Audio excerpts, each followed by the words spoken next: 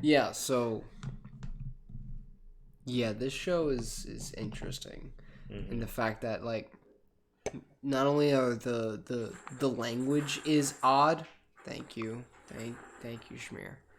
Not only is the language odd in the way that they present it, but which you could possibly assume, it's 3,000 years. There's going to be a bit of a language gap, but everything everyone says is supposed to be like borderline poetry.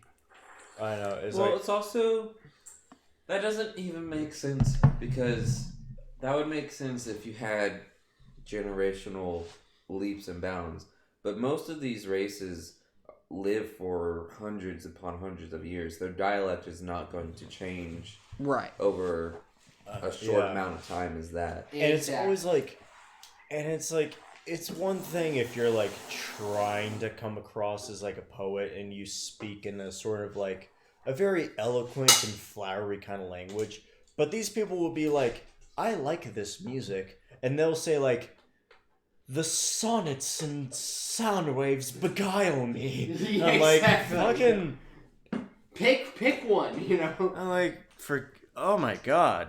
Oh god. Let there be light. There we go. That's better. I'm like, you guys are just fucking annoying. You guys are dumb. I have no idea what I stumbled in on. You stumbled into the right moment. You stumbled into a podcast, my friend. Oh. We're not streaming, but we are we are recording because I'm pretty sure we had a rough time starting watching Prime, so I already wasn't super into watching this show. But we pressed play, and the first 2 minutes was it buffering to play the video. Yeah. We watched 30 seconds, and then it started buffering again. And I'm like, okay, look, we're already going to spend 2 hours watching these 2 episodes. Why are you buffering it? Are the episodes an hour? They're an hour apiece. So each episode's like a movie, and nothing happens in them. That's the thing is each episode, especially the second one, has so many subplots just going around. Yeah, it's like on about There's four or five plots. subplots going on at the same time. It's really and each time the only reason you have subplots is to cover up the fact that you don't have a plot. Well, that's the thing is there's 5 of them in the second episode, and it's each time one shows up, it's been so long that you fucking forget what was going on anyway. Yes, absolutely. It was fucking Gandalf was there. Shit, I forgot about him. Good Gandalf. Good old game. So, although I would be remiss if I didn't mention this could be Gandalf, or it could also be Sauron. You never fucking know. Anybody in this show could potentially be Sauron or Saruman. Or Saruman, though the white. Yes. That's actually also a potential. But to be fair, the Gandalf that we see in this does seem to be kind of more on the gray side of things. So he could potentially... Because he's Gandalf the Grey. I'm betting that it's Gandalf because they need some explanation as to why Gandalf is so friendly with the elf. Well, not the Harfoot. The Harfoot. The Harfoot community. Because we get the Harfoot community. The what the fuck did you just say? The black Harfoot community, Jace. Don't you know? Get diverse. Get with it. So basically... I am the most woke person here. I've never heard of this community. You say that as a cis white male. Oh, you're the most woke person. Have you banged multiple trans women? This man is on a plateau above all of us. I look down upon you cishet white males as a cishet white male, but also a step above you. Just one step above. So, welcome to the Junior Critics. We've had plenty of alcohol trying to get through this show on Amazon Prime. It debuted today. We're reviewing it now and talking about all the stuff that we enjoyed and did not enjoy. 2 episodes on one. Okay. Hello. Yeah. They released 2 episodes on one day. It was this morning. Actually, I believe it was midnight. I thought about watching them last night, but I was like, no, I am too freaking tired and I have to get up in the morning. I don't have to get up in the morning tomorrow night or tomorrow, so that's good. So we watched them tonight, and we have some things to say about it. I'm Jeremy. This is Riley. We have a short time potentially guest, Jace. Whoa, hey, I'm ready here. to listen to some of our stuff that we have to say about this show. Just I guess a real quick, brief overview. Riley, what would you give this out of 10 so far for the first 2 episodes out of 5, I believe? A solid 2, maybe a 3 if I'm like more drunk. Damn. I would recommend the same as far as a slap in the face of Tolkien's work.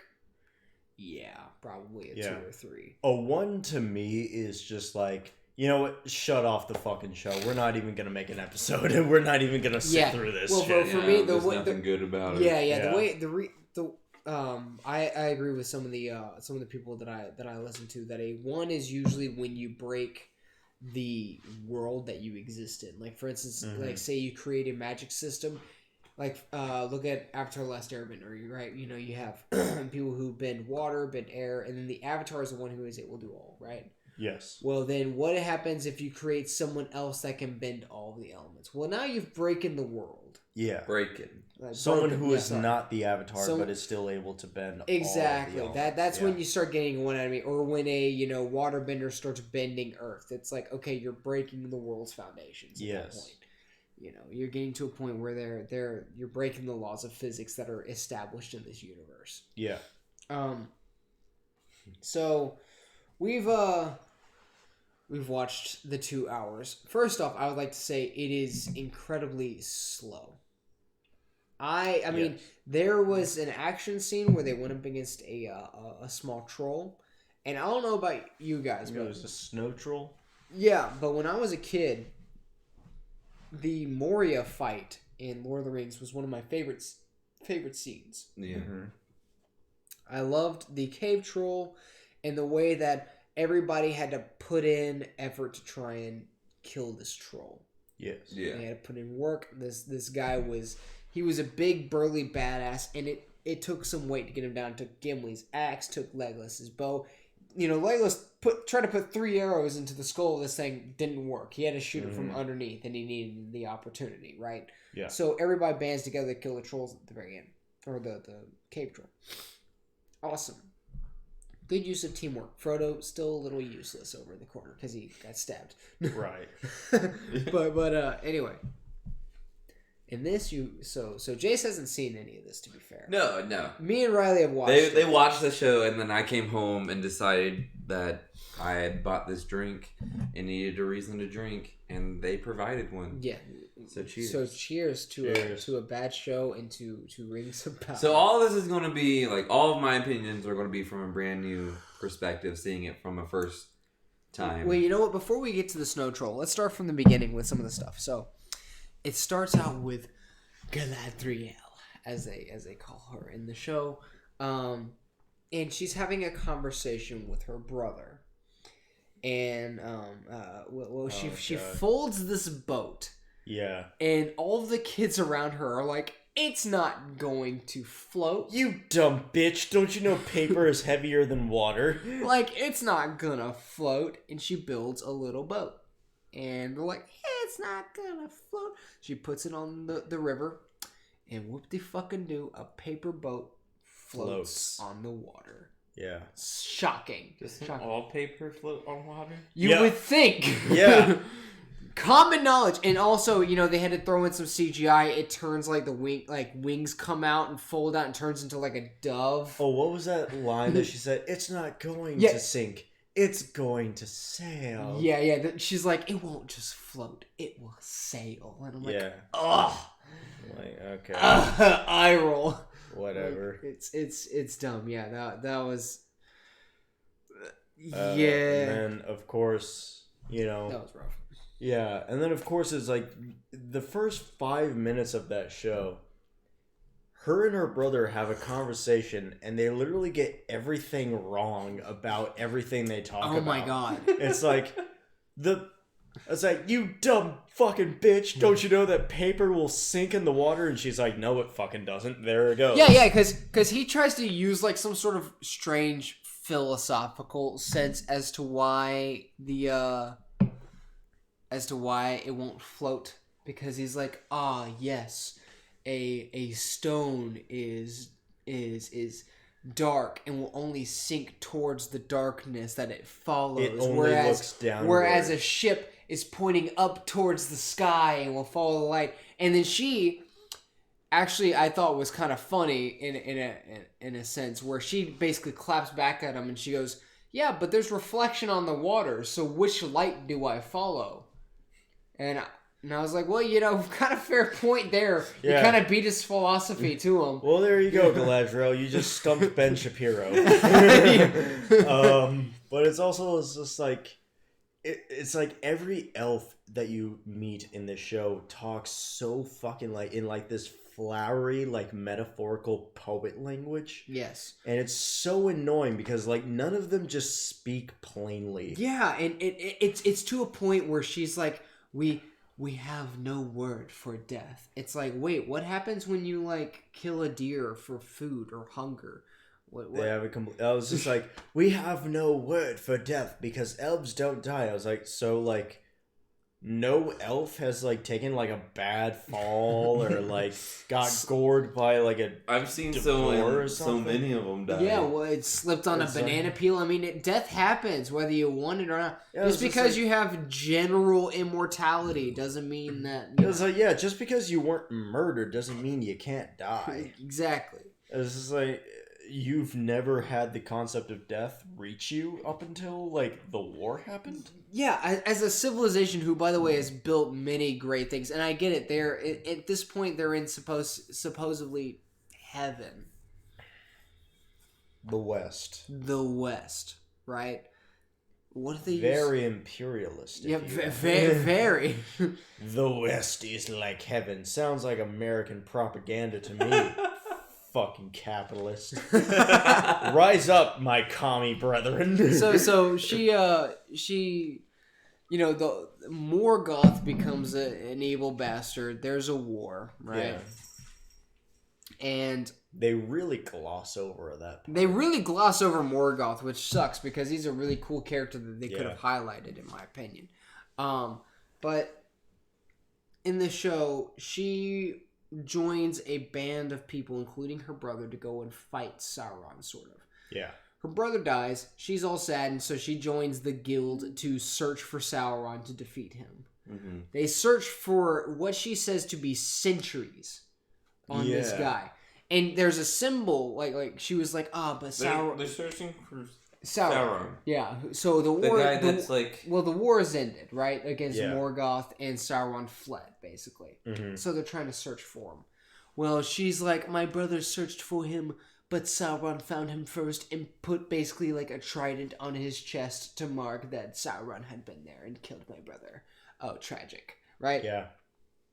So she goes out to find Sauron, and they travel searching for him for centuries, and they use similar lines to Lord of the Rings, where in the beginning she's like myth became legend became myth, whatever, for 2,500 years, blah blah blah.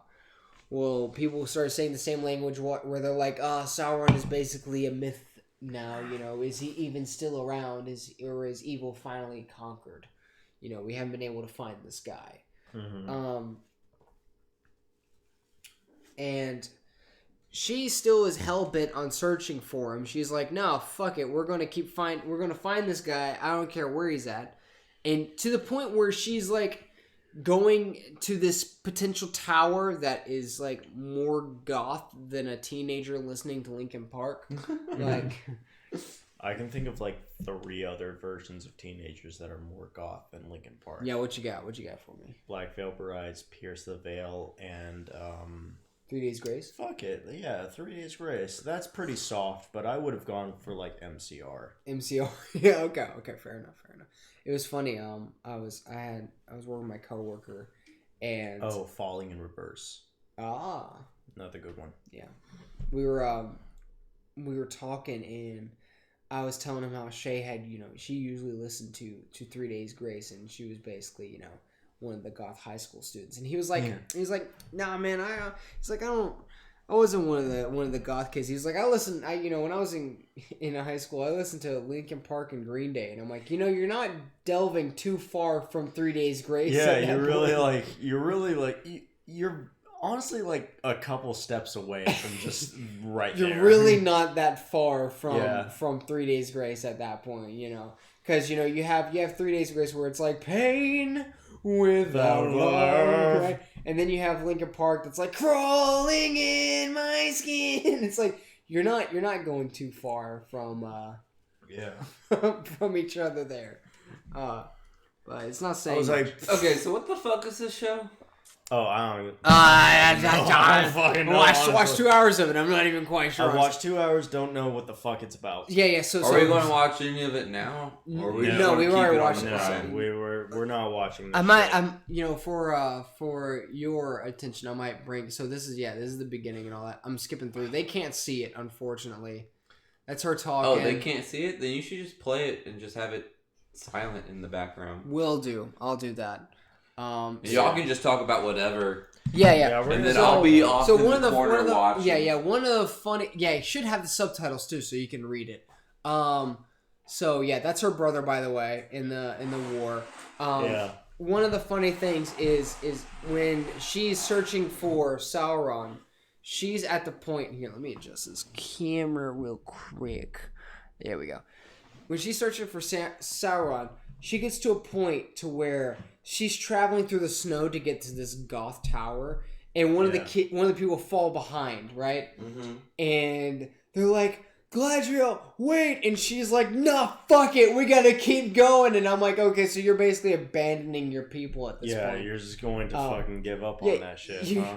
And not only that, but in this scene that Jace is seeing right now, it shows in the preludes that she has a helmet that she puts. Using the helmets as building blocks. Yeah, but look at the size of the fucking many helmets. It's why would you just put away helmets specifically? Wouldn't you carry bodies or something like that to conjure up? No, we're just gonna put away helmets in general.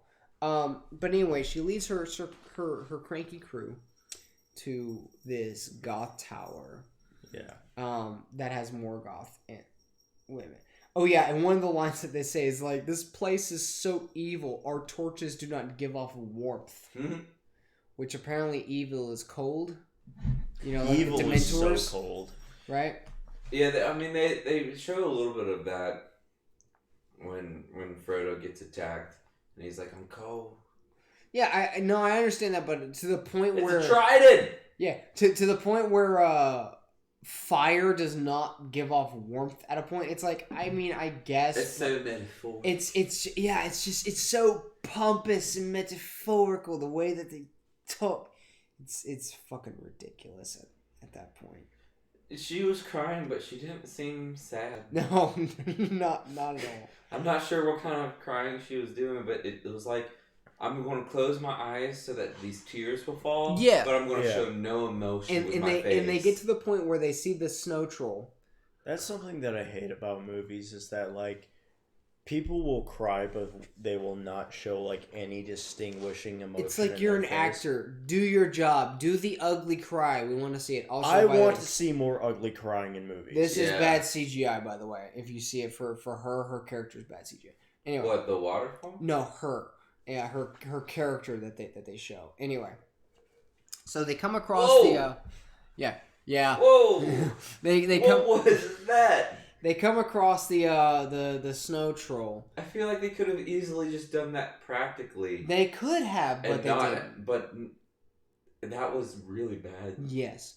Yeah. So it didn't look real at all. They come across the snow troll, right? And they're doing their thing. They decide to start fighting the snow troll. One of the guys throws his torch at the snow troll like that's going to make a fucking difference. It's a snow troll. He doesn't give a shit. It's so evil, though. The torch is the torch does not give off warmth. They will walk by, no problem. Do you think Frosty the Snowman is like the Satan to these guys? Yeah. He is Mr. Frosty the Snowman. No! Our torches! They have no effect! That, was it Mr. Ice Maker? He's Mr. Ice Maker, he's Mr. Snow. Happy birthday. What's his So call? it's like- Quick flee! It's this particular scene where the guy is just like, we've kind of been like searching for fucking years and we haven't found Dick. Maybe we should just like give up the search because clearly he's not. Which is fairly going. reasonable. He's like, it's been centuries. We haven't found shit. Big ass sword for an elf. It is super huge. It I is. thought elves were like gray spiders, like dex spiders. You would think. That's D&D shit. This is Lord of the Rings shit, where elves are basically just humans, but better in every single way. Basically. Alright. So yeah, when they go to fight the troll, in Moria, it took the entire company to basically destroy this troll, right? Yeah, this is the scene I was talking about where she ditches that dude. It looks so funny. Yeah. Like a step. But for some reason, of course, Galadriel's got a flex. What? She just leaves him because. Yeah, for reasons, and then she goes falls. and tries to like comfort her or whomever, and tries to show that she's actually a caring person. Right, even though she Actually was leaves totally them to willing die. to abandon them to die in the snow. Yeah, it's total bullshit. But That's the thing. It was like Galadriel's just like, yes, I'm racked with PTSD because my brother died by the hands of Sauron. So I've spent centuries wasting my life. and what a looking for him." convenience! She's like they're like, we can't find the tower. Maybe it's lost, and then lightning strikes, and the light from the lightning shows where the tower is. It's like, well, that's a bit convenient. You would think.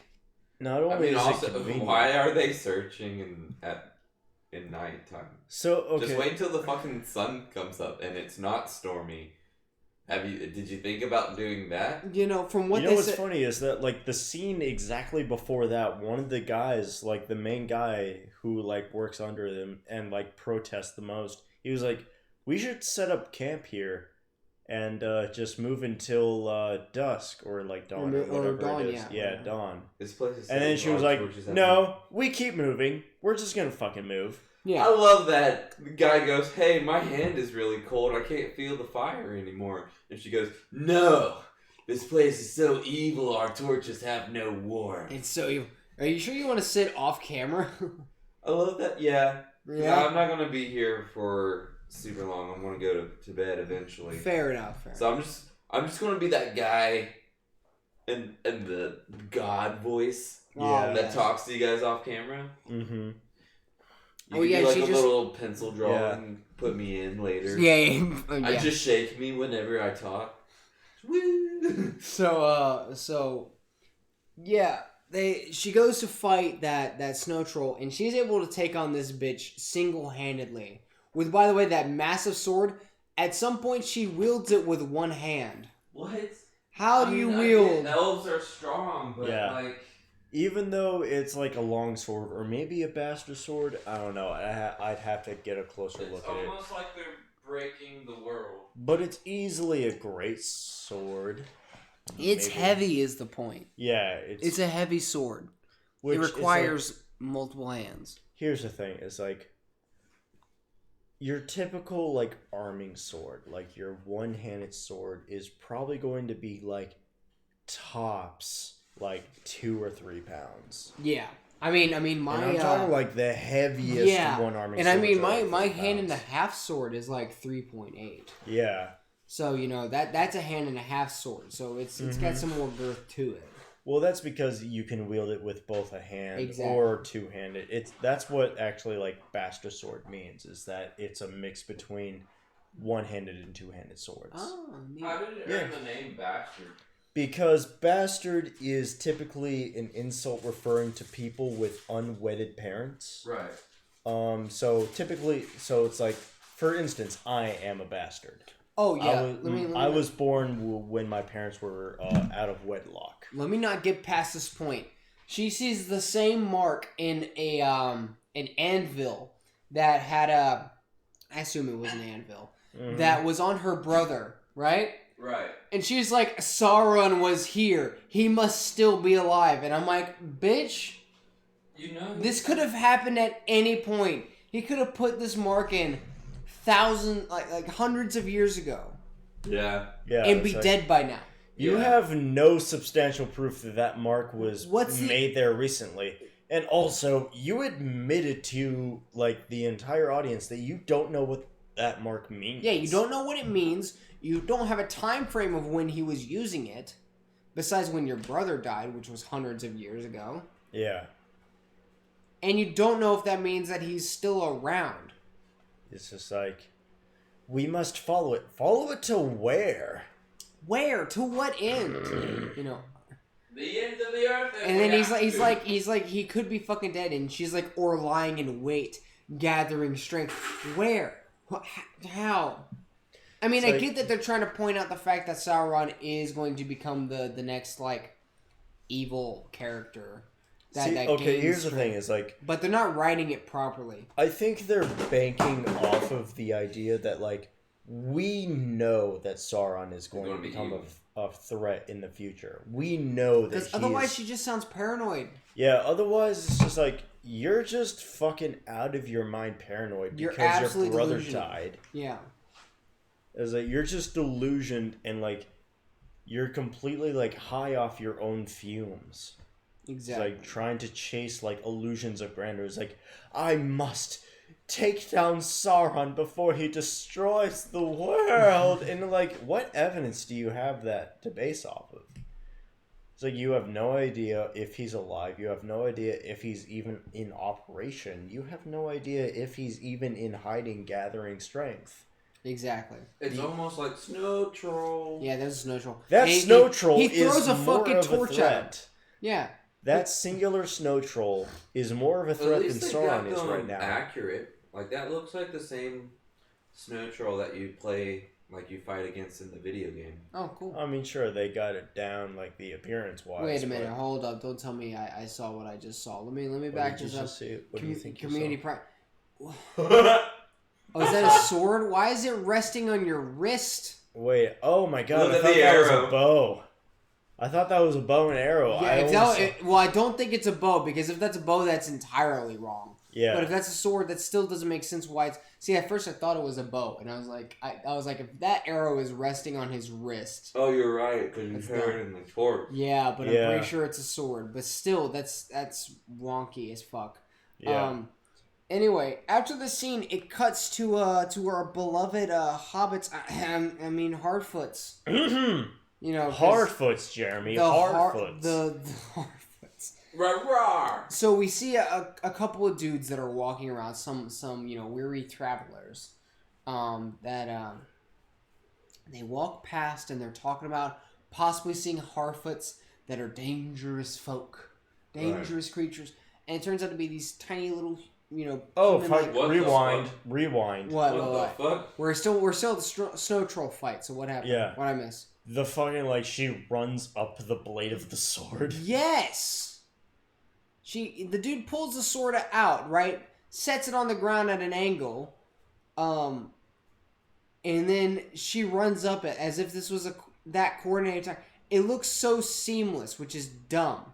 Like, if anybody knows anything about sword fighting, That cut. that is not a seamless thing to do. That was awful. Oh my god. They're not matching action at all. They're just switching between different shots. Well, yes, obviously. You have to remember this is a $500 million budget show, by the way. But then,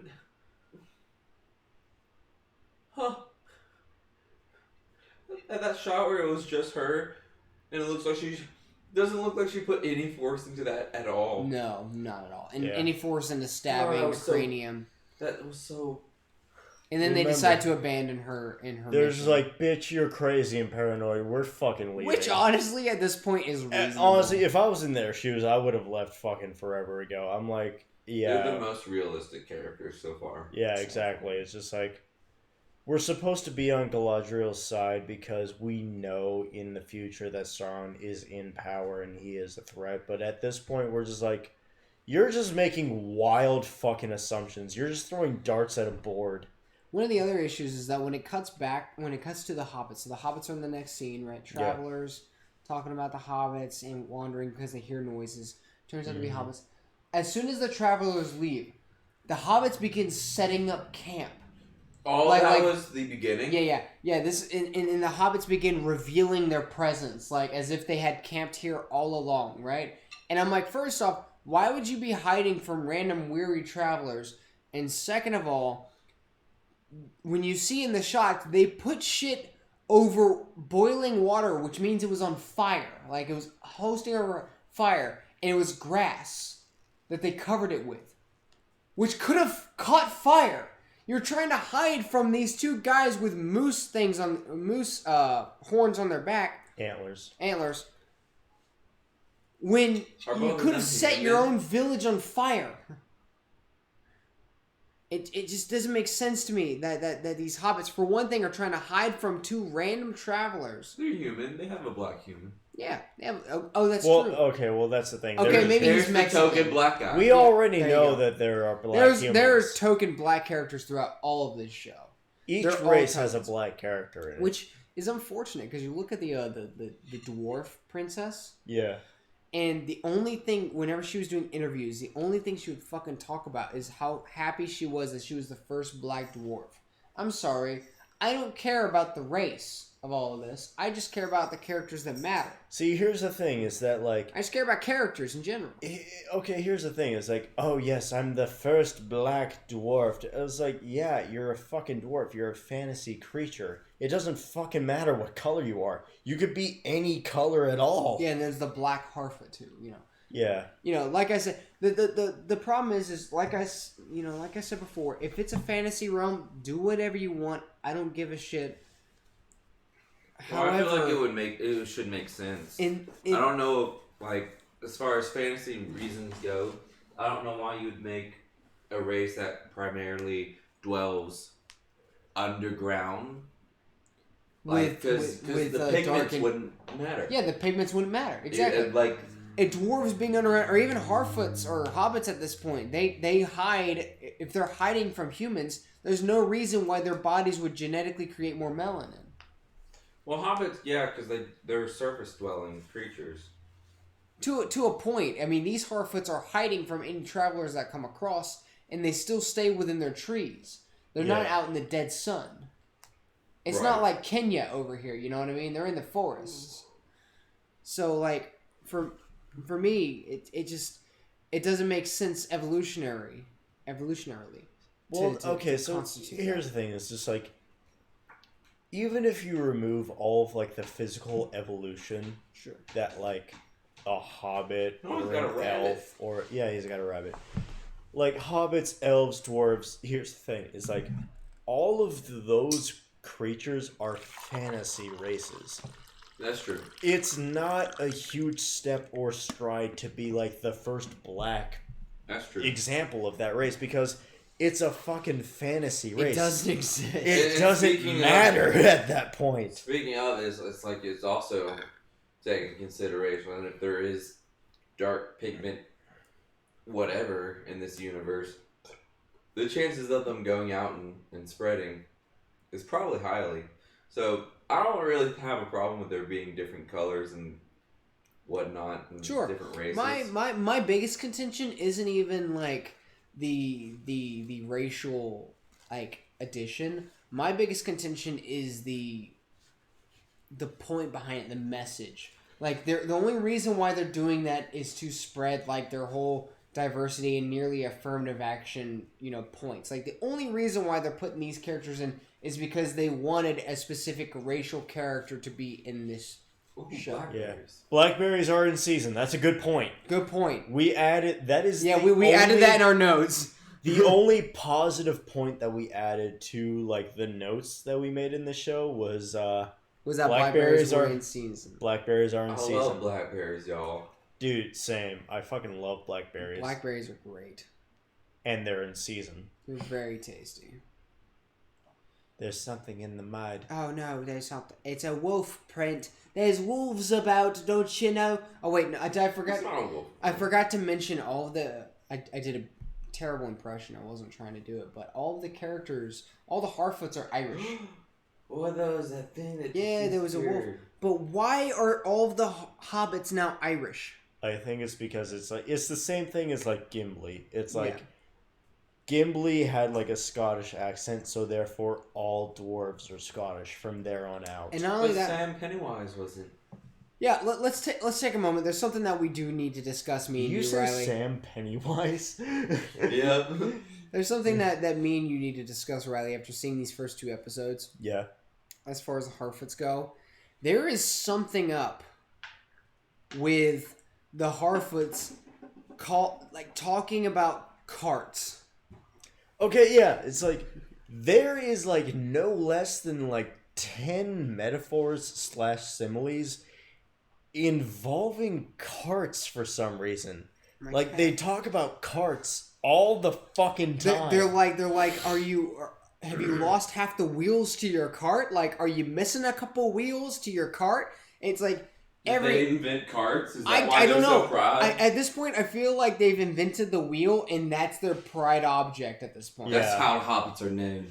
Yeah. Like they don't They're so lazy they don't fucking wheel. shut up about it. Like I just don't get it.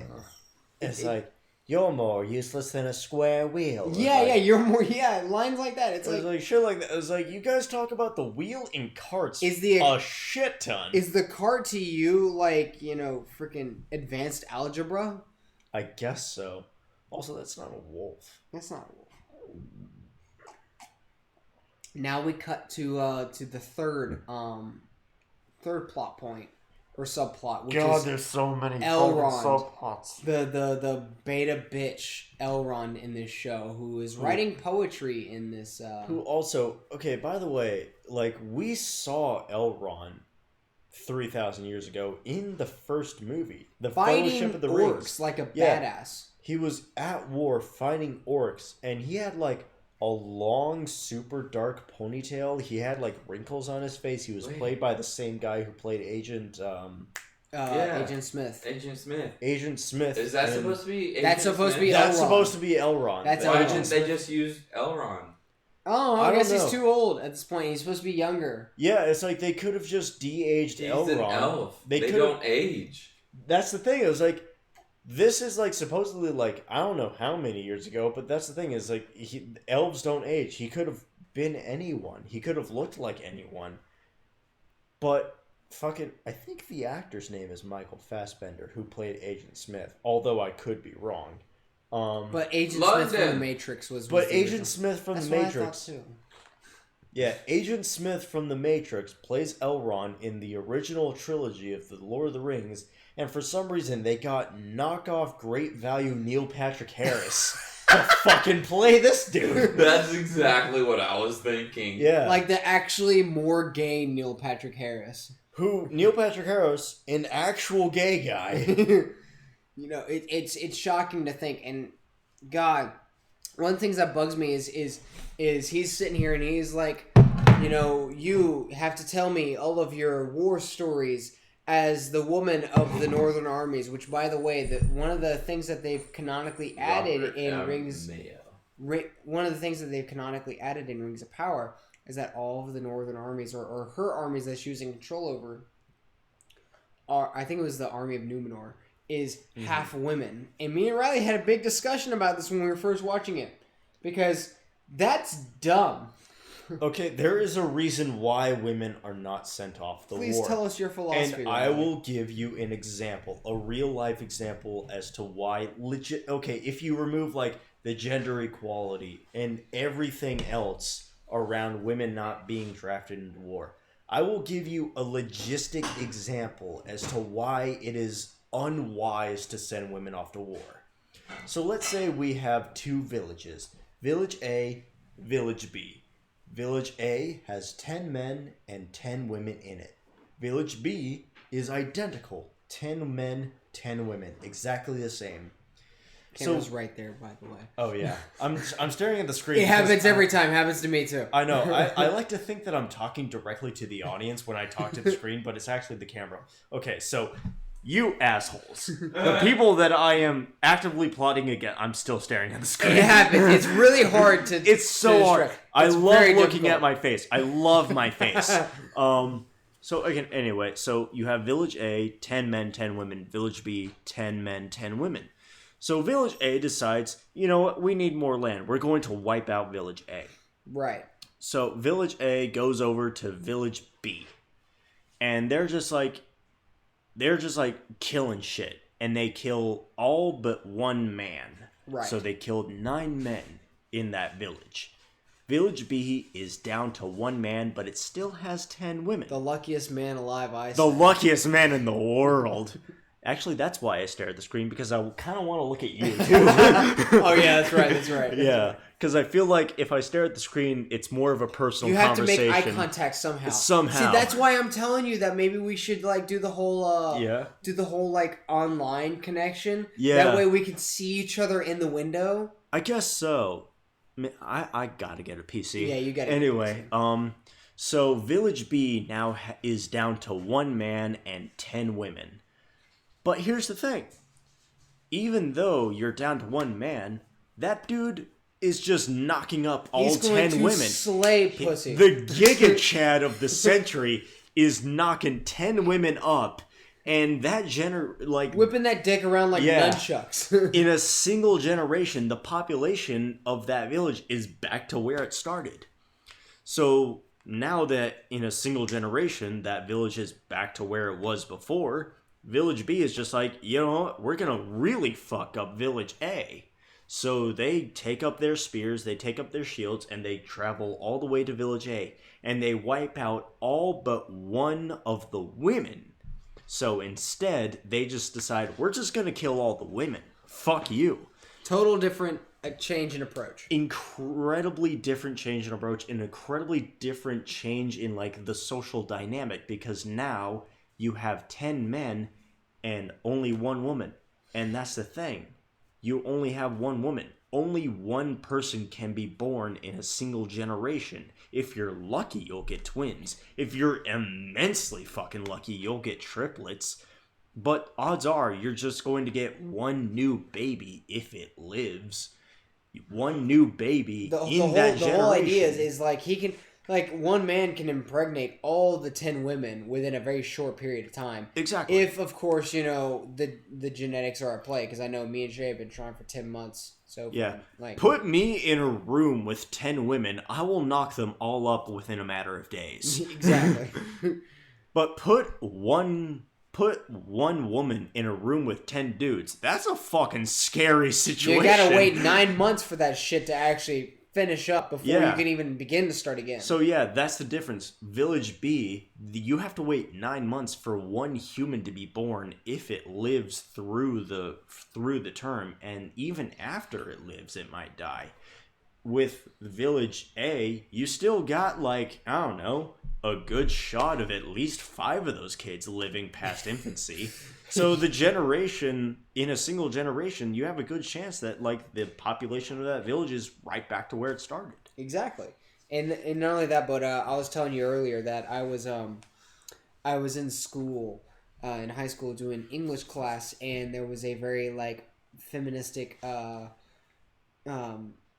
kid that you know was with us in class, and I told the teacher, just because I was trying to be more progressive, trying to be more, you know, trying to go outside my own box, right? Before you knew better. Before I knew better. I was like, I want to try and push myself outside my own boundaries. And I was like, and she wanted us to write an essay over or something, I think it was controversial, something like that. And I was like, Sure. You know what? I want to write an essay on why women should be in the military. Yeah. And the feminist chick who was in ROTC at the time, she looked at me and she was like, thank you for, you know, doing that. Like, thank you. That's awesome. And I was like, great. She's cute. Maybe I might get somewhere with that. Who knows? Never happened. But anyway, so I sit down to try and write this essay. And after about, 30 minutes of, like, intense thought, I was like, man, I have no reasons to fucking write this essay. I have no points that are for me. Because every time I'd write a sentence, I could counter-argument it with the next sentence. And I was like, I I could put them on the front lines because they would be beneficial. But then every guy that, if she ever gets injured, every guy would try to save her, which puts the military at a disadvantage. So that's actually a dumb argument. Yeah, it's like you try to be progressive, and it like that's why I said before I went through that example is like if you remove every other aspect of the whole like social implications of women being allowed in the military. That's the thing is like. We live in such an overpopulated planet that we can just let whoever the fuck we want into the military. It doesn't matter at this point. Shit. There's 8 billion of us at this point. Who gives a fuck who dies? Which actually, from some of the stuff that I've heard, I hear there's a potential that we're going to cap out at 9 billion, but because none of our generation has been like banging enough to create kids, it's going to jump straight down. Well, that's because of inflation. It's way too expensive to raise a kid these days. That's true. That's true. It's a good thing you failed to knock up Shay these days. You've been buying time. It's a benefit to society.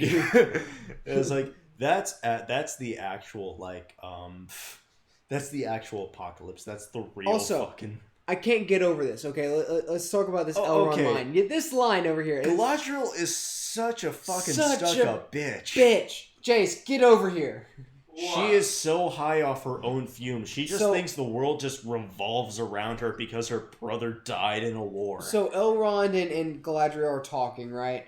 Right. Galadriel thinks Sauron is still alive. Of course she does. So let me read you the line since the audience can't see. They're talking about matters, right? And Elrond, being the princess little bitch, is like, I want to hear about you, about your harrowing journey, because you're the war hero. I'm just the meager guy sitting at home writing poems. Didn't he fight in the Great War? He did fight in the Great War. And she's like, before or after this? I guess it is before that. This is before that. And she goes, wow, Elrond, you've really become a politician. And I'm like, since when was Elrond a politician? Since before the war. I guess before the war, when he became a sudden badass. Why does he wanting to know about her harrowing journey make him a politician? Exactly. Those lines have nothing to do with each other. Well, here's what she says. He goes, you make it sound so grim. And she says, I'm not some courtier to be placated by idle flattery. It's like, okay, so he's hitting on you, I guess, because he likes you. I don't see what... I guess that's what she thought he was being a politician, because he was using his words to his advantage, maybe. But still. And she goes, I demand to speak with the king directly. The main reason why is so she can get more men to go searching for Sauron that she still thinks is alive. But she has no reason to believe that he's alive. So she has no reason to believe that she's alive. And the last fucking platoon that she was with fucking left her. Yeah, they ditched her. They just ditched her ass in the and northern she really wastes. thinks she's going to get more help. And she thinks she's going to get more help. Yeah. And this is what he says. So let's see. When it pulls him, he goes, you've made it plain.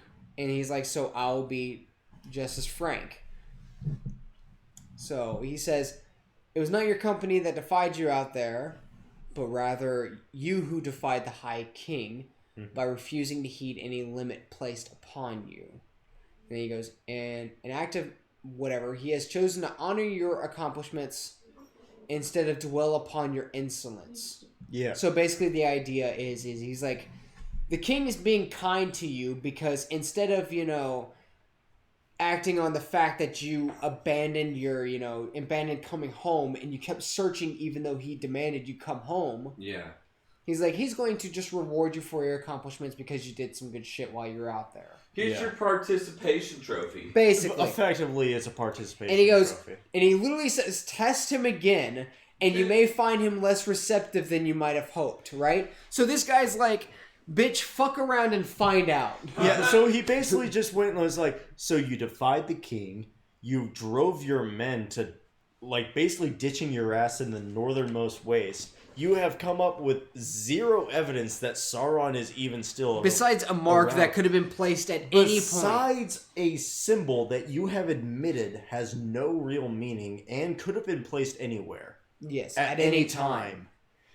And so, despite all of that, the king is still being kind enough to just give you a fucking leaf crown and just say you accomplished your It mission. literally is a leaf crown, by the way. Even though you completely went against his orders and effectively accomplished your mission months ago and refused to go home, but because you're just like, you got your whole fucking corset and panties up your fucking cooch, you just like have like war PTSD. And you just make it everyone else's fucking problem. And not only that, but boys, this is a 2-hour show. This is, yeah. And we're not even 30 minutes in yet.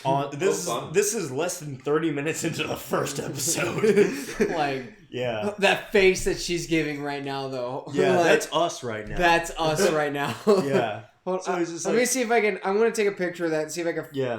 Photoshop that into our thumbnail, because that's really what's going on.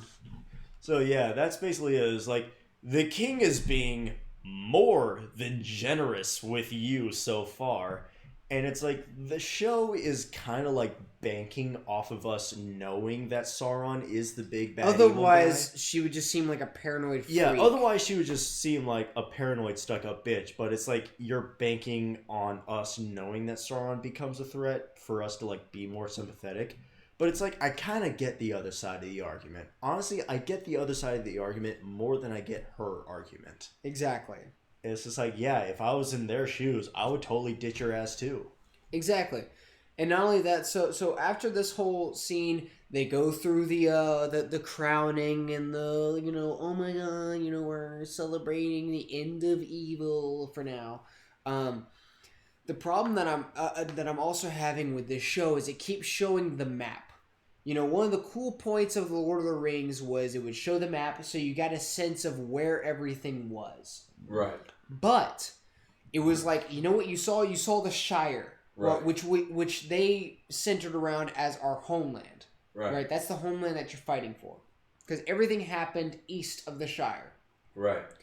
You had Minas Tirith, which was the home of men, basically, and Osgiliath, which was the border between that and Evil, which was Mordor. You knew where everything was. Rivendell, which was that was supposed to be the home of the elves, basically. Aside from a few other areas, you had the the Misty Mountains. Which inside the Misty Mountains you had Khazad-dûm, which was the home of the dwarves. Like all of this, you basically had the home of everyone, which was west of Mordor and the Great Evil, right? Which was very similar to Tolkien in this time. Everything, all the evil was east, was further east.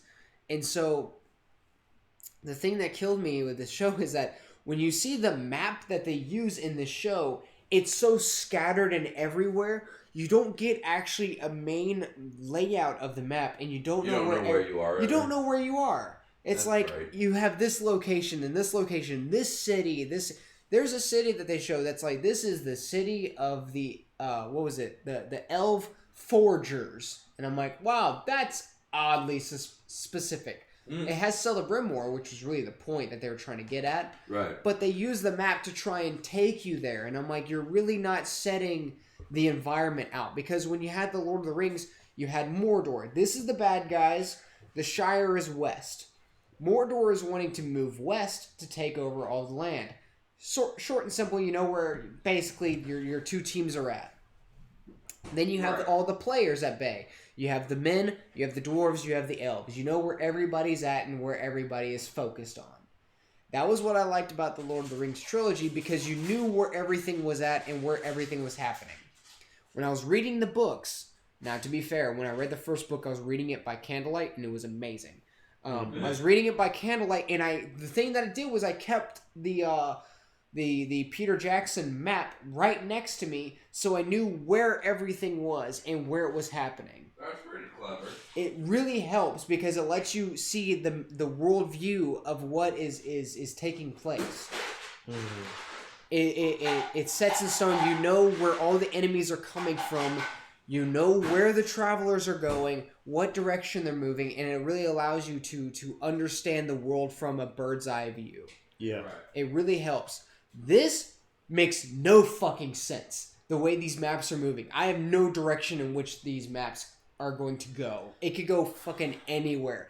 Because the thing with Lord of the Rings was it gave you, from the beginning, especially in the extended version, basically a wide shot of the whole map. You see basically where everything's at. You see the Shire, Rivendell, Minas Tirith, and Mordor. Those are your big players, right? Yeah. You see Home, you see Rivendell where the elves are, and then you see the bad guys, and then Minas Tirith, which was men, right? You see all those big players. And this, it doesn't do it. It's also focused in on each city, and then it does this cinematic, like, close shot to go to the next area. And I'm like, I don't know where anything is at in perception of this map. Well, okay, so do you think, like, since 3,000 years ago, the maps could have just changed? Or are you even talking about, like, the geography of the maps? I'm talking about this, the specific geography of these maps. The problem is all of this is taking place in Middle-earth. Mm-hmm. And it doesn't line up with the original map at all. For one thing, I agree. I don't think it lines up with the original map. And then second off, it doesn't show me where anything is in conjunction with anything else. Right. With a map, you're supposed to be like, okay, here's this location. It is southeast of this area. What are those crowns? Those are the leaf crowns I was talking about. The only way it shows it is by actually moving to that specific area. It doesn't give you a wide shot to see everything. Which, you know, isn't necessarily a bad thing, but it doesn't let you know where everything is at in conjunction to everything else. Right. Not only that, but in the second episode, because I want to bring this, I'll mention this now, it shows Khazad-dûm, which is supposed to be basically the Mines of Moria. You know, the bridge of Khazad-dûm that they take to leave Moria. When they leave Moria, they're leaving on the right side of the Misty Mountains when you're looking at the map. When it shows Khazad-dûm on their map, it's on the left side of the Misty Mountains. So the geography doesn't fucking match up unless their map in that orientation is upside down, in which case, what the fuck are you doing with the map? Oh, sounds like a bunch of bullock. Bullshit. But I'll talk more about that later. It just doesn't make sense to me. Here comes Neil Patrick Coxon.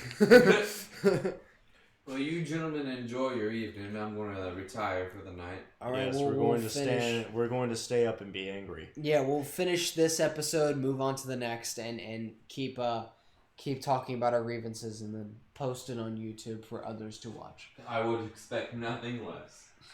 All right. So yeah, this bitch is like super ungrateful because she's being sent off to the west, which is basically heaven. Yeah, they're like, you She's can like- go to heaven, which, by the way, what greater honor is than that?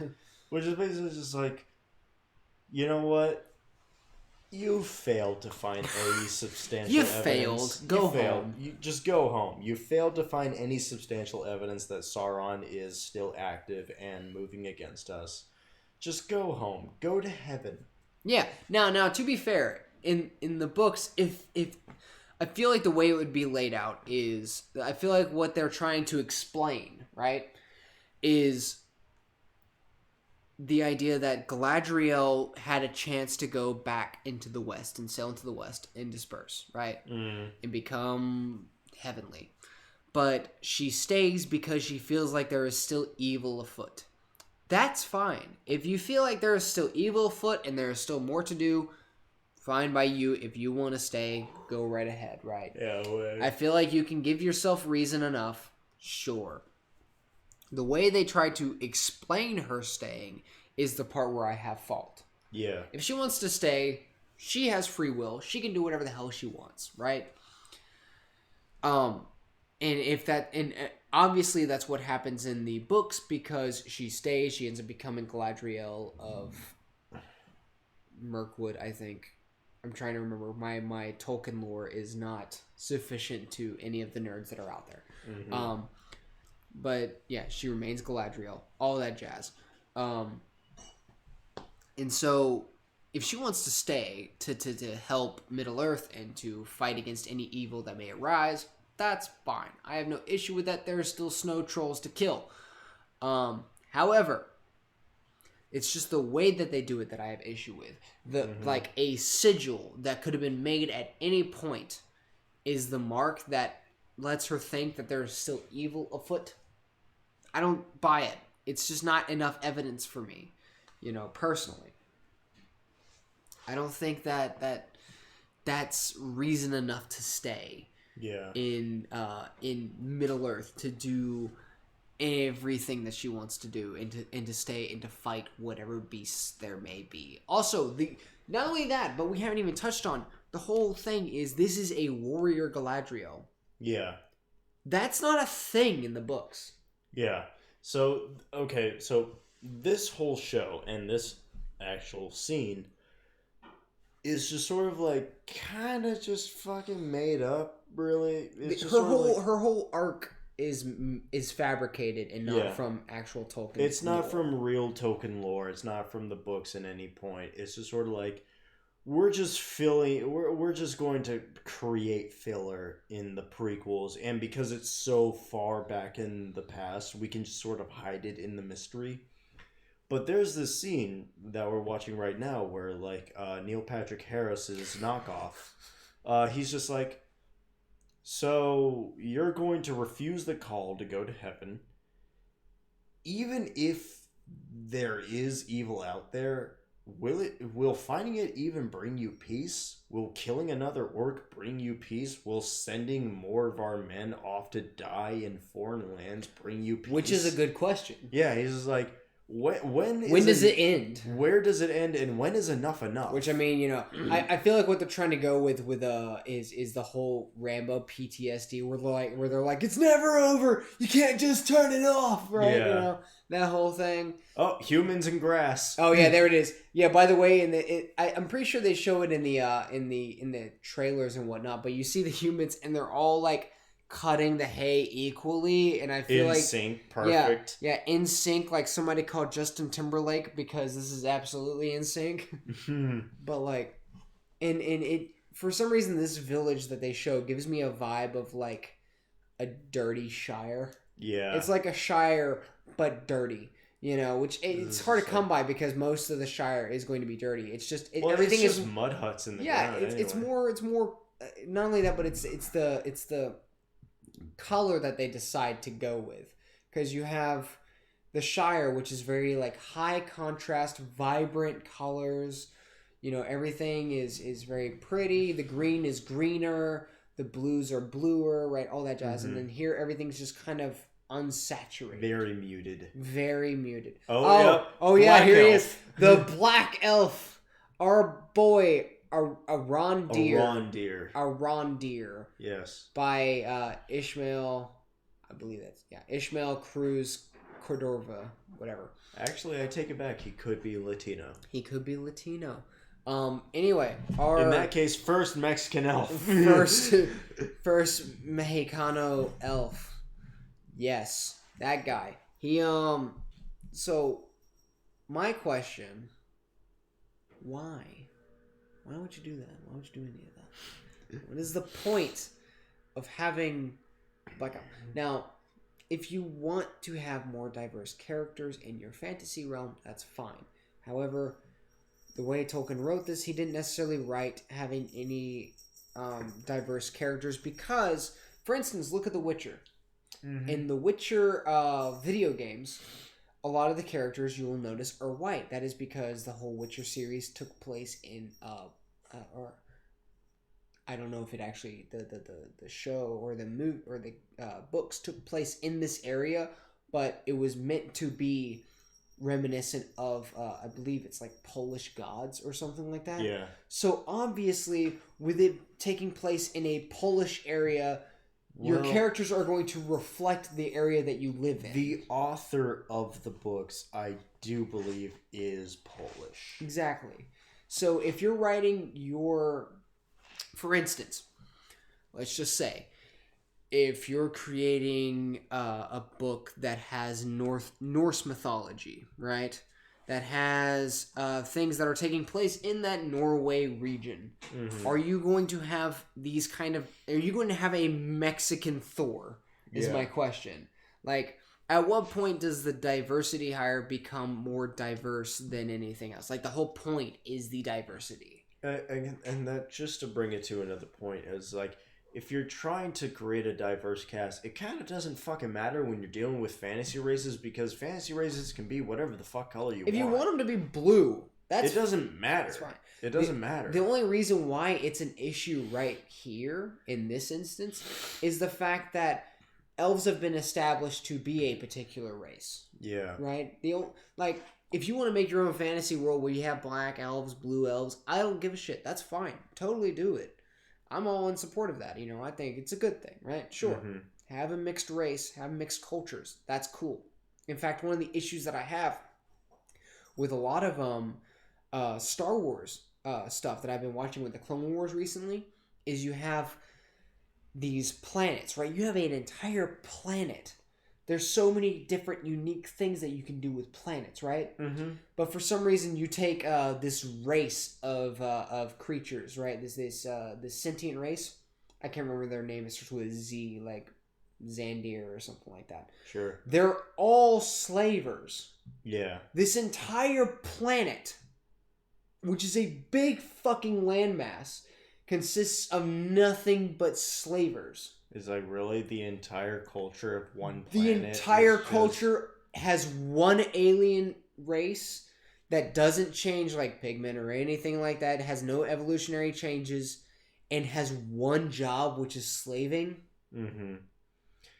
Okay, and this kind of works both ways. Now that you brought up Star Wars, it's like Tatooine is a planet where for, I don't know, maybe centuries or thousands of years, could be, where it's like people have settled and people have grown and, you know, made generations. There's not a single black person on Tatooine, despite the fact that the sun is up 24 hours. And not only is that sun up, but the fucking other sun is also up. If there are any black people, they should be on Tatooine. Yeah. They should all... If Star Wars had any black characters besides... the Stormtrooper. No, not the Stormtrooper. I'm talking Mace about... Windu? Not just Mace... The original series. Oh God, what was his name? Oh, fuck. Lando. If Star Wars series had any other black characters besides Lando, Tatooine would be like the one place you would put them. You'd find all of the like African or just deep dark melanin characters. Just like dark-skinned characters at all. They would all be on Tatooine. It makes the most sense, especially if you're doing a sci-fi like show where you're trying to base things off of science, right? Yeah, exactly. It's like how does it come to be? And that when it comes to dark melanin like characters, and that's mostly due to their exposure to the sun makes them more tan, and then it just becomes a genetic.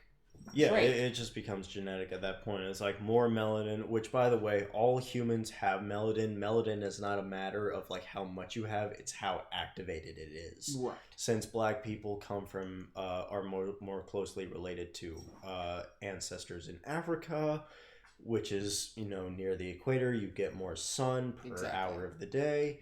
Your skin is going to be darker because your melanin is more active. Exactly. For instance, if you live in fucking Norway where you're like as far from the sun as you can possibly be, you don't need to have your melanin. You don't need active. melanin. It's not evolutionary. You don't need it. It doesn't give a shit. It doesn't at help. That point. It doesn't matter. Yeah. There's no advantage to that point. So it's like, unless every single citizen of Tatooine is just like a first generation immigrant where they just showed up. It would what would be a good way they could write that? Yeah. Would be the idea that, since Tatooine has a bunch of slaves due to the Hutts, that most people don't survive on Tatooine because of the fact that the slave trade there. For one thing, the dual suns should be hot as fuck. Yes. And the fact that they're slaves, their life expectancy should be like 5 years tops. Yeah. You know what I mean? Yeah. So if they were smart, if they could write it that way, where they're like, man, nobody fucking lives on this planet because of how harsh the conditions are. Plus the sand people, plus the fact that we're all slaves. the life expectancy is like 5 to 20 years. Mm-hmm. You know, which would explain why nobody has melanin, because they're constantly bringing in new people. Yeah, and that would be perfectly fine with me. Yeah. I'd be like, that kind of explains it. That would explain it to an extent. So the point is, there shouldn't be any, black elves in Lord of the Rings. God, that sounds terrible when you say it. Okay, I'm not saying that there should be no black elves. Trust me, you should have listened to us when we were watching God. this. It was terrible. We would have been canceled on Twitter. We would have immediately. been demonetized. Channel would have been banned. Yeah. It would have been bad. It would have been awful. Oh. Well, yeah, let's continue the show. Let's see what else has to be said. Absolutely. I believe the chick that he hangs out with, she has exceptional knockers, though. That is a compliment to the show. But they're also this is another point. The character in this, they obviously don't like elves. Yeah. But the funny thing is, this is the only black elf that people shit on in the show. It really feels like they just don't like black people. Feels like they just don't like, because there's only white dudes in here besides the white chick with exceptional knockers. And they mention it where they're like, the pointy-eared folk or whatever, in the way that they call them that. But anytime anyone looks down on an elf, it's because it's the black elf. Yeah. So you can't help but to feel like it's because he's black. I know, it's just like... think about the writers in that situation. It's just like, in this scene right now, it's like we have... Knife ears, right? Yeah, knife ears. We have, this young white dude who's about to talk down to this black guy. But it's like, you have, a friendly-ish... business conversation between, hey, have you seen any shit going on? Yeah, it's like, he's what's like, up? no, I haven't seen much aside from this and that. Just the normal to do. Yeah, but then, of course, you have, the white guy who has to start some shit with the black guy. Yeah. I was like, everything about the scene feels too civil rights movement era. It feels too, MLK yeah, for me. Very much. It's just actually, keep playing, because I'm pretty sure, if I remember correctly. Yeah. It's just, it just doesn't make sense to me. I mean, it makes sense to the point. Oh, yeah, right here. When are you people gonna let us go? I was like, I don't like the way you said you people. You're a bit heavy-handed on that one. Just call him the N-word at that point. It's one of those things where you hear that line and you just kind of go... Yeah, I mean, I don't want... It really does not feel like it's a coincidence that the only elf that he's talking to is a black guy. Exactly. The one black elf that they show in all of the Lord of the Rings, by the way. Or Latino. Potentially Latino. I don't know who Ishmael Cruz Cordova is. Yeah. Hold on. Look him up. Yeah. He could be both. Is Ishmael Cruz Cordova black? That's a question. I'm sorry, I'm not sure if you're talking to me. Oh, it's probably thinking that you're doing the notes. Is Ishmael Cruz Cordova black? Let's find out. Yeah, black Puerto Rican. So he's both. He's both. Has been sidestepping racist backlash since the earliest images of Rings of Power dropped. He's already facing blacklash. Blacklash. He's facing all of the blacklash, right? That's what they call it now. Yeah. Whenever we don't like any diverse hires, it's blacklash. Blacklash. Coin that, audience. Yeah, we're coining that. We're coining. Wait, we're coining that, audience. Blacklash. TM. Blacklash. Trademarked. Totally. That is an Action Bros certified trademarked name. Ishmael Cruz Cordova played one character who was diverse in this show, and he's already received backlash for it. Which honestly, I don't even think it's. I mean, now of course, if there are any, obvious racist comments, we don't condone any of that. That's bad. Mm-hmm. Don't do that shit. Our point is the fact that in the Lord of the Rings, specifically as a franchise, the way that these characters have been written as a generic white race, because that was the area that Tolkien had grown up in. See that? Okay, so my point is just it's a fantasy race. It could be whatever. It can be whatever you want it to be. If you want it to be all white, that's fine. If you want it to be all black, that's also fine. There's nothing wrong with like having different colors of skin in a fantasy race because it doesn't fucking matter. Exactly. I mean, although I will put in like this olive branch is like, I'm sure there is at least one or more black kid or Hispanic kid who looked at the Lord of the Rings. It's just like, I love these characters. I just wish I had someone who was of my race or represented, who could represent me, and I could connect to this race on a deeper level. Sure. And if this person accomplished that goal for you, if you are that black person, then if you are that Latino kid that I am talking about, good for you. I'm so glad that you got to have. I hope you look past race one day. Yeah. I'm glad for you. But that's the thing. It's like you can't.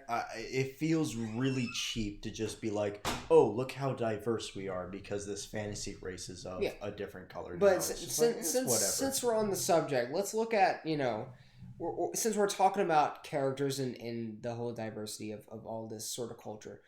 Look at Sergeant Johnson. I resonate with Sergeant Johnson on a fucking awesome level. This dude is my jam. Like, and this is Halo, by the way. If you haven't played Halo, there's a character named Sergeant Johnson. He is the man. He's a black dude with a mustache and a cigar in his mouth, and he is the most badass dude like you'll ever meet. Like, he's fucking a phenomenal write as a character. I love his stuff. I love his behind the scenes stuff. Me and Riley listened to like a solid 10 minutes of just Sergeant Johnson ranting about banging chicks. It was fantastic. He was like, hey Marine, you ever meet a girl? And well, I mean, it's fantastic. The character, the voice actor was awesome. It's great stuff. But the point is, I can resonate with that character. He's very human. Yeah. Which I think is kind of what matters when you have a character. Thel Vidam, he's an elite alien in the same franchise, voiced by a black guy. I connect with that character as well. So, my whole issue is I feel like a lot of these hires, it's unfortunate that, these actors are good actors. Yeah. But they're being hired because they're filling a quota, which bugs me. I feel like they should be hired on their merits and the fact that they're good actors, not because they wanted a black elf. You know what I mean? Okay, and that sort of segues into another point that I was kind of trying to reach, but I didn't have the words for. Right. Exactly. It's just like, if this character was filled out by a white role, by a white actor, would anyone notice? Would anyone care? Yeah, exactly. It's just like, did people give a shit if there was a black elf before this guy made that role? The only people that did were dwarves, and that's because in the lore there is a feud between dwarves and elves. Yeah, like that would make sense if these were like dwarves going against a knife-eared or pointy-eared guy because he's an elf. That makes sense. That makes canonical sense. It's because he's an elf and dwarves don't like elves and elves don't like dwarves. That's kind of their thing. Mm-hmm. You even see that later on in the show, right? With Elrond and Durin. Yeah. Even though they were old friends, they still have this kind of this kind of little thing against each other because it's an elf and a dwarf. Sure. That was fine. If you had Ishmael in that situation where he was playing that character, it's fine. It makes sense to the plot. But I feel like this is heavy-handed on the fact that they're trying to make it a sort of civil rights situation where it is because they're a different race, but not just a fantasy race, but because they're a I guess, what would you call that, melanin race? I guess color, just color. Color race. Yeah, exactly. It's because they're a different color.